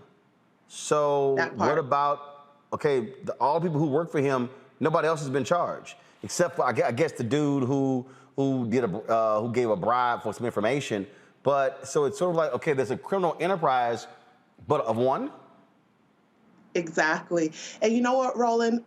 There's been some witnesses, I'm sorry, not the witnesses, but some of the Mr. Robert Sylvester Kelly super fans that are at the courthouse day in and day out. And there's been a lot of footage that's played of these super fans talking about that very issue. And I was on another network where I stated, you know, these super fans, they're making some very good points now, because these types of charges, the criminal enterprise, RICO, where it's akin to like a mob boss, it's typically not used in this manner. So for us to really dive in and see that Mr. Kelly is the only one here that is facing these charges for a whole criminal enterprise, which allows the door to be open for a lot of evidence and testimony to be let in, because the statute of limitations allows it to go back further than if he were being charged for any one of these individual acts. I think it's very interesting that you point that out, but his super fans have definitely been on top of that. Question or comment for Tammy? I'll start with you, Reese. Yes, a lot of the comments that I hear, why is R. Kelly the only one that is facing the charges? I mean, I think he's the one who is obviously the most egregiously guilty on here. Do you make anything of it, or can you explain to those who are to those viewers why the absence of charges for other people does not mean that R. Kelly is any less allegedly guilty? Let me put it that way. Yes, thank you for that question. So this case is before a federal district court judge. So these are United States attorneys that have brought these charges forward and indicted Mr. Kelly. Now, these prosecutors believe that they have enough evidence for him that they can move forward and present evidence so that the jury could find him guilty beyond a reasonable doubt. That's the standard of proof in any criminal trial. Now, if the defense is able to raise doubt, then Mr. Kelly can be found not guilty. Federal prosecutors tend not to bring charges against individuals if they feel that they are not going to be able to meet that burden of proof beyond a reasonable doubt. So if there's any type of doubt that the prosecutors feel that it's already going to be raised, they're going to be less likely to go ahead and bring an indictment against that individual because it's not going to result in a guilty verdict. Dr. Turner? Yeah, just as a physician, I'm always curious as it relates to health and specifically my passion for mental health. So when you see things that's happened to people like, Simone and other athletes who have talked about, a history of being abused or issues with coaches and different things and people that they have held in high regards, I'm just curious about the process and what may be going on mentally as we watch the witnesses give testimonies from things that may have happened 10, 15, 20 years ago that mentally they suppress. And suppression and denial is a defense mechanism that allows people to continue to, live how they live without having to worry about those uncomfortable feelings. That's why we're seeing people that are still now about COVID. So I'm just curious about, are you all able to, gauge, what may be emotional, mental challenging times as relates to the witnesses as they're giving testimonies? I think that's an excellent question and something that, I've talked about on other networks as well, given the fact that these are predominantly young African-American women. And this is, again, pre-Me Too movement, where people have been comfortable coming forward with allegations of sexual assault and abuse. So given the fact that these alleged victims were minors at the time of these alleged incidents that Mr. Kelly allegedly has done, I think it is very important that we take into consideration not only the mental health status of each one of the individuals, but the timing. And was it okay back then to speak out against someone who has so much power, control, influence, money, and fame, and what that would do to not only that individual and their family? I always talk about myself because I'm an open book. I'm a survivor myself, and there is a lot of trauma that's affiliated with being a victim of abuse. So I think that the defense attorney, the way that he's cross-examining some of these witnesses, really trying to attack their character and to paint them out to be not credible witnesses to the jury. His main focus is trying to categorize these individuals as groupies. I do not believe that that's the proper type of defense, given the fact that I do think the jury is going to be taking into consideration the mental health aspects that you mentioned and the various traumas that these individuals have gone through. And a lot of survivors, including myself, we don't speak out as soon as it happens. There's a lot of time and effort and energy where you have to work through that before you get comfortable. So we've heard throughout the trial, the defense attorneys asking some of these alleged victims, well, did you call the police? Well, you went to a civil attorney, you had a monetary settlement. But again, it's like back in the early 90s, early 2000s, even up until this Me Too movement, a lot of these alleged victims probably felt more comfortable settling this that way and having monetary compensation for what they've been through, as opposed to the backlash that they and their families might have received if they went to law enforcement authorities. Dr. Carr? Thank you, Roland. And thank you, Sister Allison, Attorney Allison. I was reading an article today that spoke to, I guess, a discovery in one of R. Kelly's storage bins of letters that he probably forced these girls to write, saying that they hadn't done anything, and they detail in great deal all the things they didn't do. I guess what I want to ask you as an attorney, and realizing that that standard, of course, is kind of high, and the federal prosecutors are throwing everything against Kelly, and he's going to probably do everything he can to besmirch the witnesses.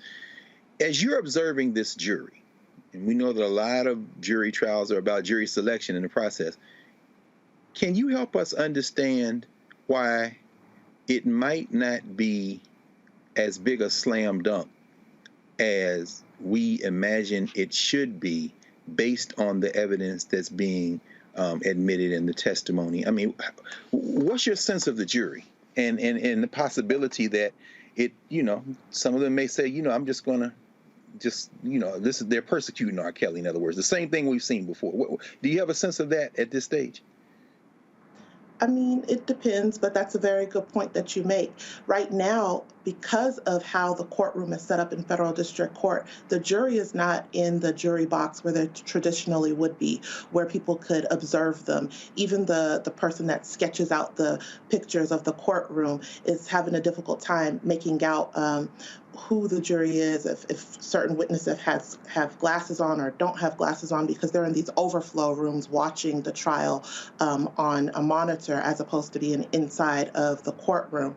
So the jury is spread out pursuant to the COVID protocols. So no one is really able to see the reaction of the jury members to see if they're reacting in disgust, if they're looking like they're interested, if they look like they're sleepy or bored with some of this testimony. So only time can tell. And as it pertains to some of those letters that Mr. Kelly allegedly had these alleged victims write, the prosecution has presented them to show the jury that Mr. Kelly had that intent. He knew what he was doing was illegal, and he pretty much coerced these individuals to write these letters to exonerate him if, in fact, he were to ever face charges. So the prosecution is actually using those letters, where you would think that the defense attorneys would use the letters to be like, okay, look, they wrote a letter, he didn't do it. But no, the prosecution is using it to go ahead and establish that criminal enterprise mindset of that control that he had, using his fame, his power, his money, the attention that he had, to show that how he was able to convince these young women and men to write letters to say that he didn't do anything. Mm-hmm. All right, then. Attorney Tammy Allison, we surely appreciate it. Thank you so very much. Thank you. All right, have a good one.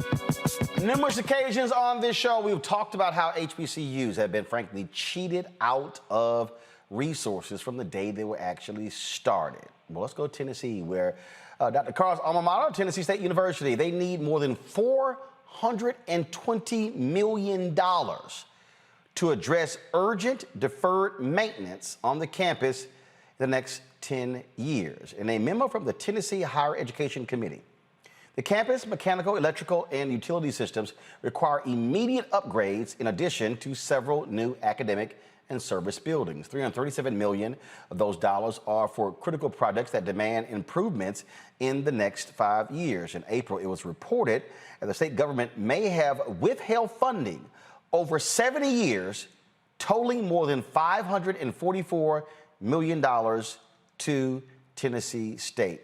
You know, Greg, when I was at Fisk University a couple of weeks ago as a scholar in residence, I sat down with the president, and he told me that they are now building, because of the resources that have come in the last year. And let's also be clear, it was the death of George Floyd that spurred a lot of money that would be coming HBCU's way. On Fisk's campus, they're building their first new classroom building since the Eisenhower administration. They had not built a new classroom building on the campus of Fisk since Eisenhower was president of the United States. This report here about Fisk, and this is what people don't seem to understand when we talk about the problems at HBCUs.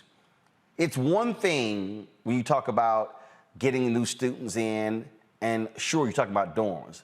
But if you have most of the problems for many HBCUs, they are old facilities because they literally have not had the resources to retrofit new buildings or to tear down old buildings that don't function well in the 21st century and replace them with new buildings. The money hasn't been there. That's right, Roland. Of course. And it's interesting you mentioned Fisk because, of course, we have private HBCUs and we have public HBCUs. And so the private HBCUs are in even more dire straits in many ways, many of them. The public HBCUs, and when you talked to the president of Alcorn the other week, I think it was very important to understand that Mississippi, as you've had Alvin Chambliss on, our brother Alvin Chambliss, who has talked about this for years.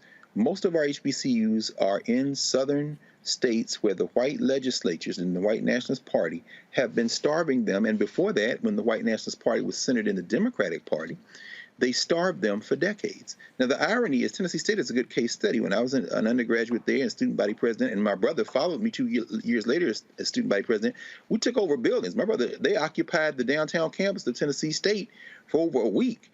And as a result, the governor of Tennessee, Ned Ray McWhirter, put in, a Democrat at the time, put in money in the federal and in the state legislature to get new buildings and new facilities. The Student Center was one of those buildings.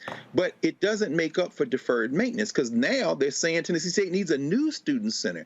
But the problem is this. The problem is that the new buildings, the new money, Jackson State has had new money. We see what is happening in Maryland now at Bowie State and at Coppin and Morgan, new buildings.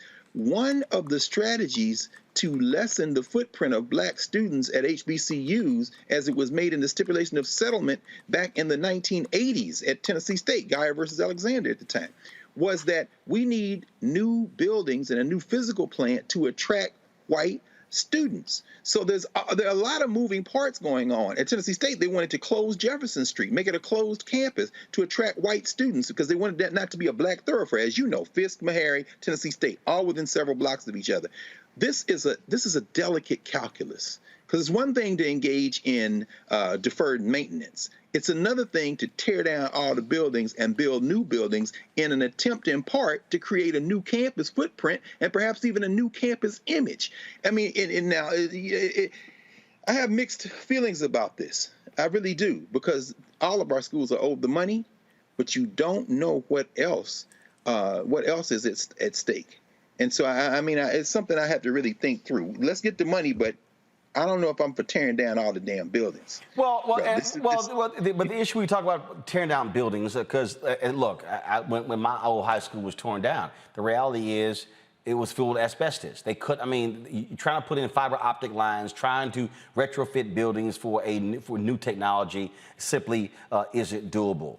And we talk about what has been happening here, Dr. Turner. I look at the Ayers versus Fordyce case. Alvin Chambliss fought that. Got $500 million for the HBCUs there in your state of Mississippi. And what we've seen again where these states have been withholding the resources. The reality is this. Students aren't just choosing schools for the name. Facilities matter. That's why you see the arms race in football. It's a facilities race. You got folks, you got these major schools, they're putting barbershops and lounges and all kind of stuff in their football facilities because they are competing against other institutions who are doing the exact same thing. And so folks are like, yo, we need our kids to go to HBCUs, but the student is sitting there saying, I'm not trying to go to a raggedy school. I'm not trying to go to a school where, in terms of where you don't have elevators, or you're sitting here and you don't have strong Wi-Fi. Howard University got hit with a cyber attack. Other people have gotten hit. And so this is also a part of this battle when it comes to HBCUs and for these public institutions. This is where, listen to everybody who's watching, why I keep telling you, you got to get off your ass and stop whining and understand that when you don't show up at the state legislature to demand the money, every legislative session, then the Tennessee states of the world don't get their fair share. The Texas Southern Universities, the Prairie View A&M Universities, the Alcorn State, Southern, Grambling. And that's the thing I'm always trying to get people to understand, connect the damn dots. Mm-hmm. Yeah, so one thing we got to realize is that if we don't work harder to have a seat at the table, then a lot of times we're on the menu. And I'm glad you referenced the Ayers case because I was going to mention that. So I'm a graduate of Jackson State. So here in Mississippi, we're thankful for the Ayers case because before that, you had schools like Jackson State, Alcorn, Mississippi Valley that were getting significantly less funds compared to Ole Miss, compared to Mississippi State, compared to University of Southern Mississippi. And I just sat down. I was at a bar getting something to eat about a month ago. There was an older white gentleman that was sitting next to me. And, it's always interesting because, they meet me and they find out I'm a doctor and they find out how successful I am in their eyes. And it's like, how did you get to where you are? And before I even allowed them to begin to put me on a pedestal, I explained to them that I'm an exception to basically a system that made it very difficult for me to get to where I am. Like I was never, the smartest student in the classroom, or at least I wasn't given the resources to be able to be prepared to be the smartest student. I went to an all-black school from first grade to ninth grade at Port Gibson, and we didn't have any real animals in our lab. We only had one foreign language that was being taught. We moved to Vicksburg, and at that school it was about 50% black and white. And we had 4 languages. We had real animals in the lab. And it was the first time that for me, I realized that, hey, something is not equal here. So I went on to Jackson State and found out about the Ayers case. I'm like, man, this thing is serious. So we hear Coach Prime, Deion Sanders talking about leveling the playing field, but it's not just in athletics. It's in academics and it's in everything. How can we, this is what I had in this conversation with this man who's sitting there trying to tell me that, there's no racism in America. There's no racism. Like, what are you talking about? I say, if you all are starting from the 30-yard line, how can you all expect us to score touchdowns at the same rate that you're doing?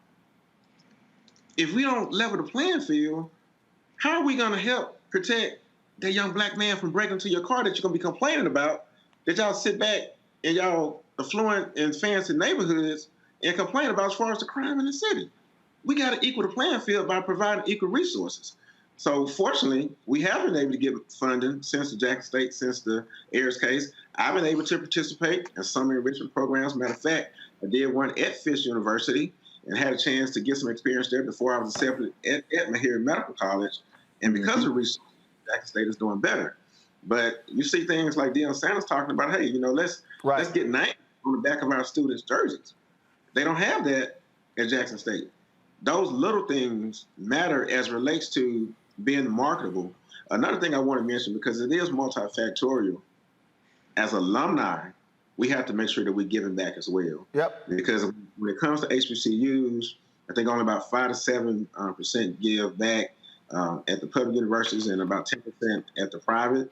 We got to make sure we're doing so. I just came back from Nashville, went to Meharry, and I went straight to alumni fairs. That was my first stop to make sure I can pay my dues, to make sure that I can be a part of the solution and not a part of the problem. And before I left, I told the president, the next thing I'm going to do is work on establishing a scholarship fund so we can make sure we do what we need to do. Yes, we can continue to fight for equal distribution of funds, but Jackson State and Tennessee State, they filled that stadium in Memphis. I was at Ruth Chris and sitting next to George and had a great conversation about all of that. But I want us to have the same energy when it comes to the education side as well. You know what, Reese, what really drives me crazy is when people don't pay any attention whatsoever and who just don't know. This woman, Marjorie, on YouTube, she thinks she's trying to check me by saying, Roland, a cyber attack, that's not infrastructure. Oh, yes, it is. What the hell are you talking about? Yes, it is. Don't do it, Roland. When you do not have proper security for your IT, that's infrastructure. That's right. You have to have structure, strong systems so they can't be broken into. It's infrastructure. Where do you think IT is installed? You have fiber optic lines, infrastructure. I mean, please, folks, can y'all just stop saying silly stuff and you don't know what you're talking about? And what I'm discussing for you right now is one of the biggest complaints on HBCU campuses. Because you're talking to somebody who's actually been to more than 60 of them. Okay? Roland's been there. Do a roll call. Lincoln University in Pennsylvania, been there. Wilberforce, Central State, been there.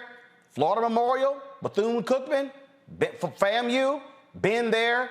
Alcorn State, been there. Southern Grambling, been there. PVTSU, been there. Want to go to some other states? Want to go to Missouri? Want to go there? You want to go? Y'all, don't try me. That is infrastructure. And students who are accustomed to fast Wi-Fi, they not trying to have AOL dial-up, Netscape dial-up speeds when they go to college. That is also infrastructure. And if you're a private HBCU and you do not have the money to invest $5 to $10 million to upgrade your IT infrastructure, guess what's going to happen? When mama and daddy and their child visit and they sit here and go, why in the hell can't we get online? Why can't, and they ain't talking about just in the room. They talking about anywhere on campus. They going to say, baby, we going to go somewhere else. Marjorie, it is infrastructure. Risa, go ahead. Yeah, absolutely. It's infrastructure. I mean, look at Vice President Kamala Harris. She's tasked with expanding broadband access throughout the country, particularly in rural areas, as part of the infrastructure package. So that's a misconception. I don't know if perhaps she was being defensive and wanted to say that Howard University is not deficient in some way. No, what is it? She was wrong. No, she was wrong. Okay, she was just wrong. Yeah, and I don't think there's any reason to be defensive about that comment. It's just a fact. There was a ransomware attack on Howard University. To clear up another misconception, though, I've seen this very frequently recently, and even in the comments. Donald Trump did not provide HBCUs unlimited resources, and this is something. And he did not personally, with any kind of particular investment in HBCUs, increase the funding. I've said this many times, and I know people will be upset that I said it, but it was actually Vice President, then Senator Kamala Harris, who actually secured a 14% increase in HBCU funding. That increase is the increase that people have falsely and incorrectly attributed to Donald Trump. It was what Kamala Harris fought for. On this topic of HBCU preservation, it was Vice President, then Senator Kamala Harris, who led the charge in the Senate to actually get the HBCU historic preservation funds reauthorized, which was, now it sounds like a drop in the bucket. It was $10 million a year for 7 years, but that got through the Mitch McConnell Senate. That is something that she was laser focused on. Even though the report said that they needed $800 million or $755 million as 1998, that was when that came out. But that was something that she championed. And so my point is, it's very important to understand who the players are in terms of getting the resources as well as obstructing the resources. Because in the case of TSU, and we have the same case in Maryland as well with Larry Hogan. Sorry, yeah. I should know that. Larry Hogan blocking the funds, blocking the settlements. There's money that's owed to TSU. This isn't a matter of mismanagement. Well, he blocked the funds in he vetoed last year. He vetoed it. Then they came back to the new session, and then it was passed again. And then they overrode the veto. And so that money is actually, that settlement is going to actually go to those institutions finally. Right. There in Maryland, thankfully. But my point is this: it's a similar situation. I don't know if it's particularly the governor there, but there's a similar situation where money is being withheld from TSU, more than enough money to cover this. So I don't want people to hear this story and think that there's some sort of deficiency or mismanagement of funds on the part of TSU. If they were given the money that they were actually owed from the state of Tennessee, we wouldn't have this issue. So yeah, this is where we need we need our people also to show the hell up and in mass at the state legislature, standing up for TSU. That's right. That's right. Yeah. And that's the thing that bugs the shit out of me. And again, take it from somebody who's from Houston. I went to Jack Yates High School. Texas Southern University is literally right across the street. The only time TSU alumni showed up is when they were talking about supposedly merging TSU with the University of Houston. And I was sitting there as a middle school student, as a high school student, as somebody who saw it in college and then who covered it when I ran Houston Defender. It was mind-boggling. I'm like, where the hell y'all asses at when there's not controversy? Like, they need, TSU needed 2,000, 3,000, 5,000 people going to the state capitol for funding. And so as black people, we've got to stop only showing the hell up when something is on the verge of being shut down. It's true. When I spoke, I spoke at Southern. The first time I spoke at Southern, and this is not picking on Southern, but it was in the speech. I sat there and said, how many of y'all have been to the state capitol to demand an increase in funding for Southern? I said, the goddamn state capitol is 3 miles from the campus. Yeah. And I was like, I'm sorry. I'm like, folks, this is the reality. Let me be real clear with y'all. White folks who graduate from Texas A&M go to Austin. When the Senate Education Committee and the House Education Committee are meeting to vote on funding, they're there. And I'm saying this has to be a natural part of our involvement. So I keep telling y'all, stop just talking about voting. If you're not showing up at the city school board meeting, don't show up when your school's on the closure list. Don't show up when it's something revolving around athletics. You've got to be present and accounted for. And if any black folks in Tennessee right now should be mobilizing like y'all were when they had that voter bill, y'all should be mobilizing, saying, where the money for Tennessee State? Roland, maybe, now with Black Star Network, it's probably worth thinking about another one of your famous roundtables and forums on this issue. I think in many ways the HBCU conversation really has to address the fact that in the post-desegregation era, HBCUs have really seen an erosion of a full understanding and fighting for our purposes. And I say that, again, when I was an undergraduate, we marched to the state capitol, and the reason that so many public HBCUs are in state capitals is because, of course, after the Civil War, during Reconstruction, they were placed there as black people moved into those areas and came to those areas. But after segregation, what these state legislatures realized is that these strategically located HBCUs could be converted into very useful, cost-efficient, and cost-effective conduits for their people to get degrees. Jackson State, Florida A&M, Morgan State, I mean, you name it, Tennessee State. And as a result, in 1979, there was a similar attempt to merge the University of Tennessee, Nashville with Tennessee State.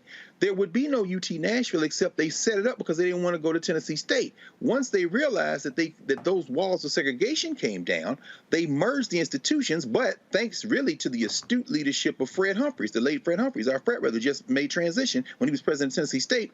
For the first time in American history, in a merger, the black school took over the white school, the great Avon Williams, the attorney. I'm bringing all that up to say that our HBCUs, our public HBCUs in these state capitals around the South are seen as soft targets often for creating executive MBA programs, online programs, for government workers who work in the state capitals. And black folk have to understand that they won't go out of business. They're going to be overrun and taken over. So I think this is a conversation. It'll be interesting to have you moderate and jump in a conversation with HBCU presidents. And not only that, folks who know about the long history, because this is chess.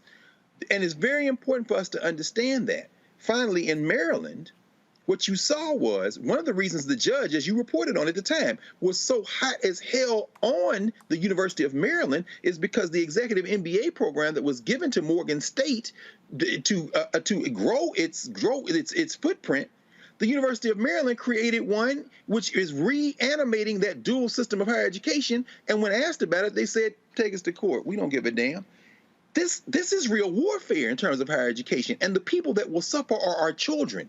Those public HBCUs are cost effective, and they've been doing that job for a long time. And they could very easily be taken out of our hands if we go to sleep on this. It may be something Black Star probably can put together, man, because I don't think we get it. I don't think we get it. You're helping us get it right now, but I don't think we get it, man. Trying to get people to understand, which is why we implore y'all. We always try to connect the dots to understand what is going on when it comes to public policy, how all these things work together. Folks, that is it for us. Dr. Turner, we appreciate it. Dr. Carr, we appreciate it. Reese Colbert, we appreciate it as well. Folks, please support what we do by joining our Bring the Funk fan club. Let me give a shout out to these are the folks who have given since our last told you. Let's see here. Tommy Williams, Lorenzo Smallwood, Joel Clark, Doretha, Teresa Bishop, Sherlyn Carrington, Daniel Berksteiner, Adrian Johnson, Cindy Conwell, Richard Pettigrew, Vicky, Calvin Bryant. Y'all put up, don't show me, come on, please, I'm gonna read the names, put the graphic up, thank you. Calvin Bryant, Kimberly Bailey, James Fennell, LaShawn Smith, Janice Harris, June Spence, Joan Warren, Tyrone Murray, Charles Woodson, Sandra Dickey, Sheila, Camille Yelverton, Priscilla Smith, Cordell McMillan, Nancy Jones, Rick Santos. And so, folks, I appreciate that. Cash App, $RM Unfiltered, PayPal.me/R Martin Unfiltered, Venmo.com/RM Unfiltered, Zelle is Roland@RolandSMartin.com, Roland@RolandMartinUnfiltered.com. And don't forget, we want you to download the Black Star Network app if you want to watch the show. A lot of you want to, we can right there on your phone. You don't want to watch it on YouTube. You can watch the Black Star Network. Just download the app. iPhone, Android phone, of course, Apple TV, Android TV, Roku, Fire Stick, Fire TV, Xbox, and Smart TV as well. We surpassed 10,000. We're at 10,721 total downloads. And so our next goal, our next milestone is 20,000 downloads. We did 10,000 downloads in the first 10 days. Let's keep this thing going. Share this with your friends and family, and let's see if we can add another 10,000 in the next 10 days. Looking forward to that. Folks, that's it. I will see you tomorrow right here, Roland Martin Unfiltered on the Black Star Network.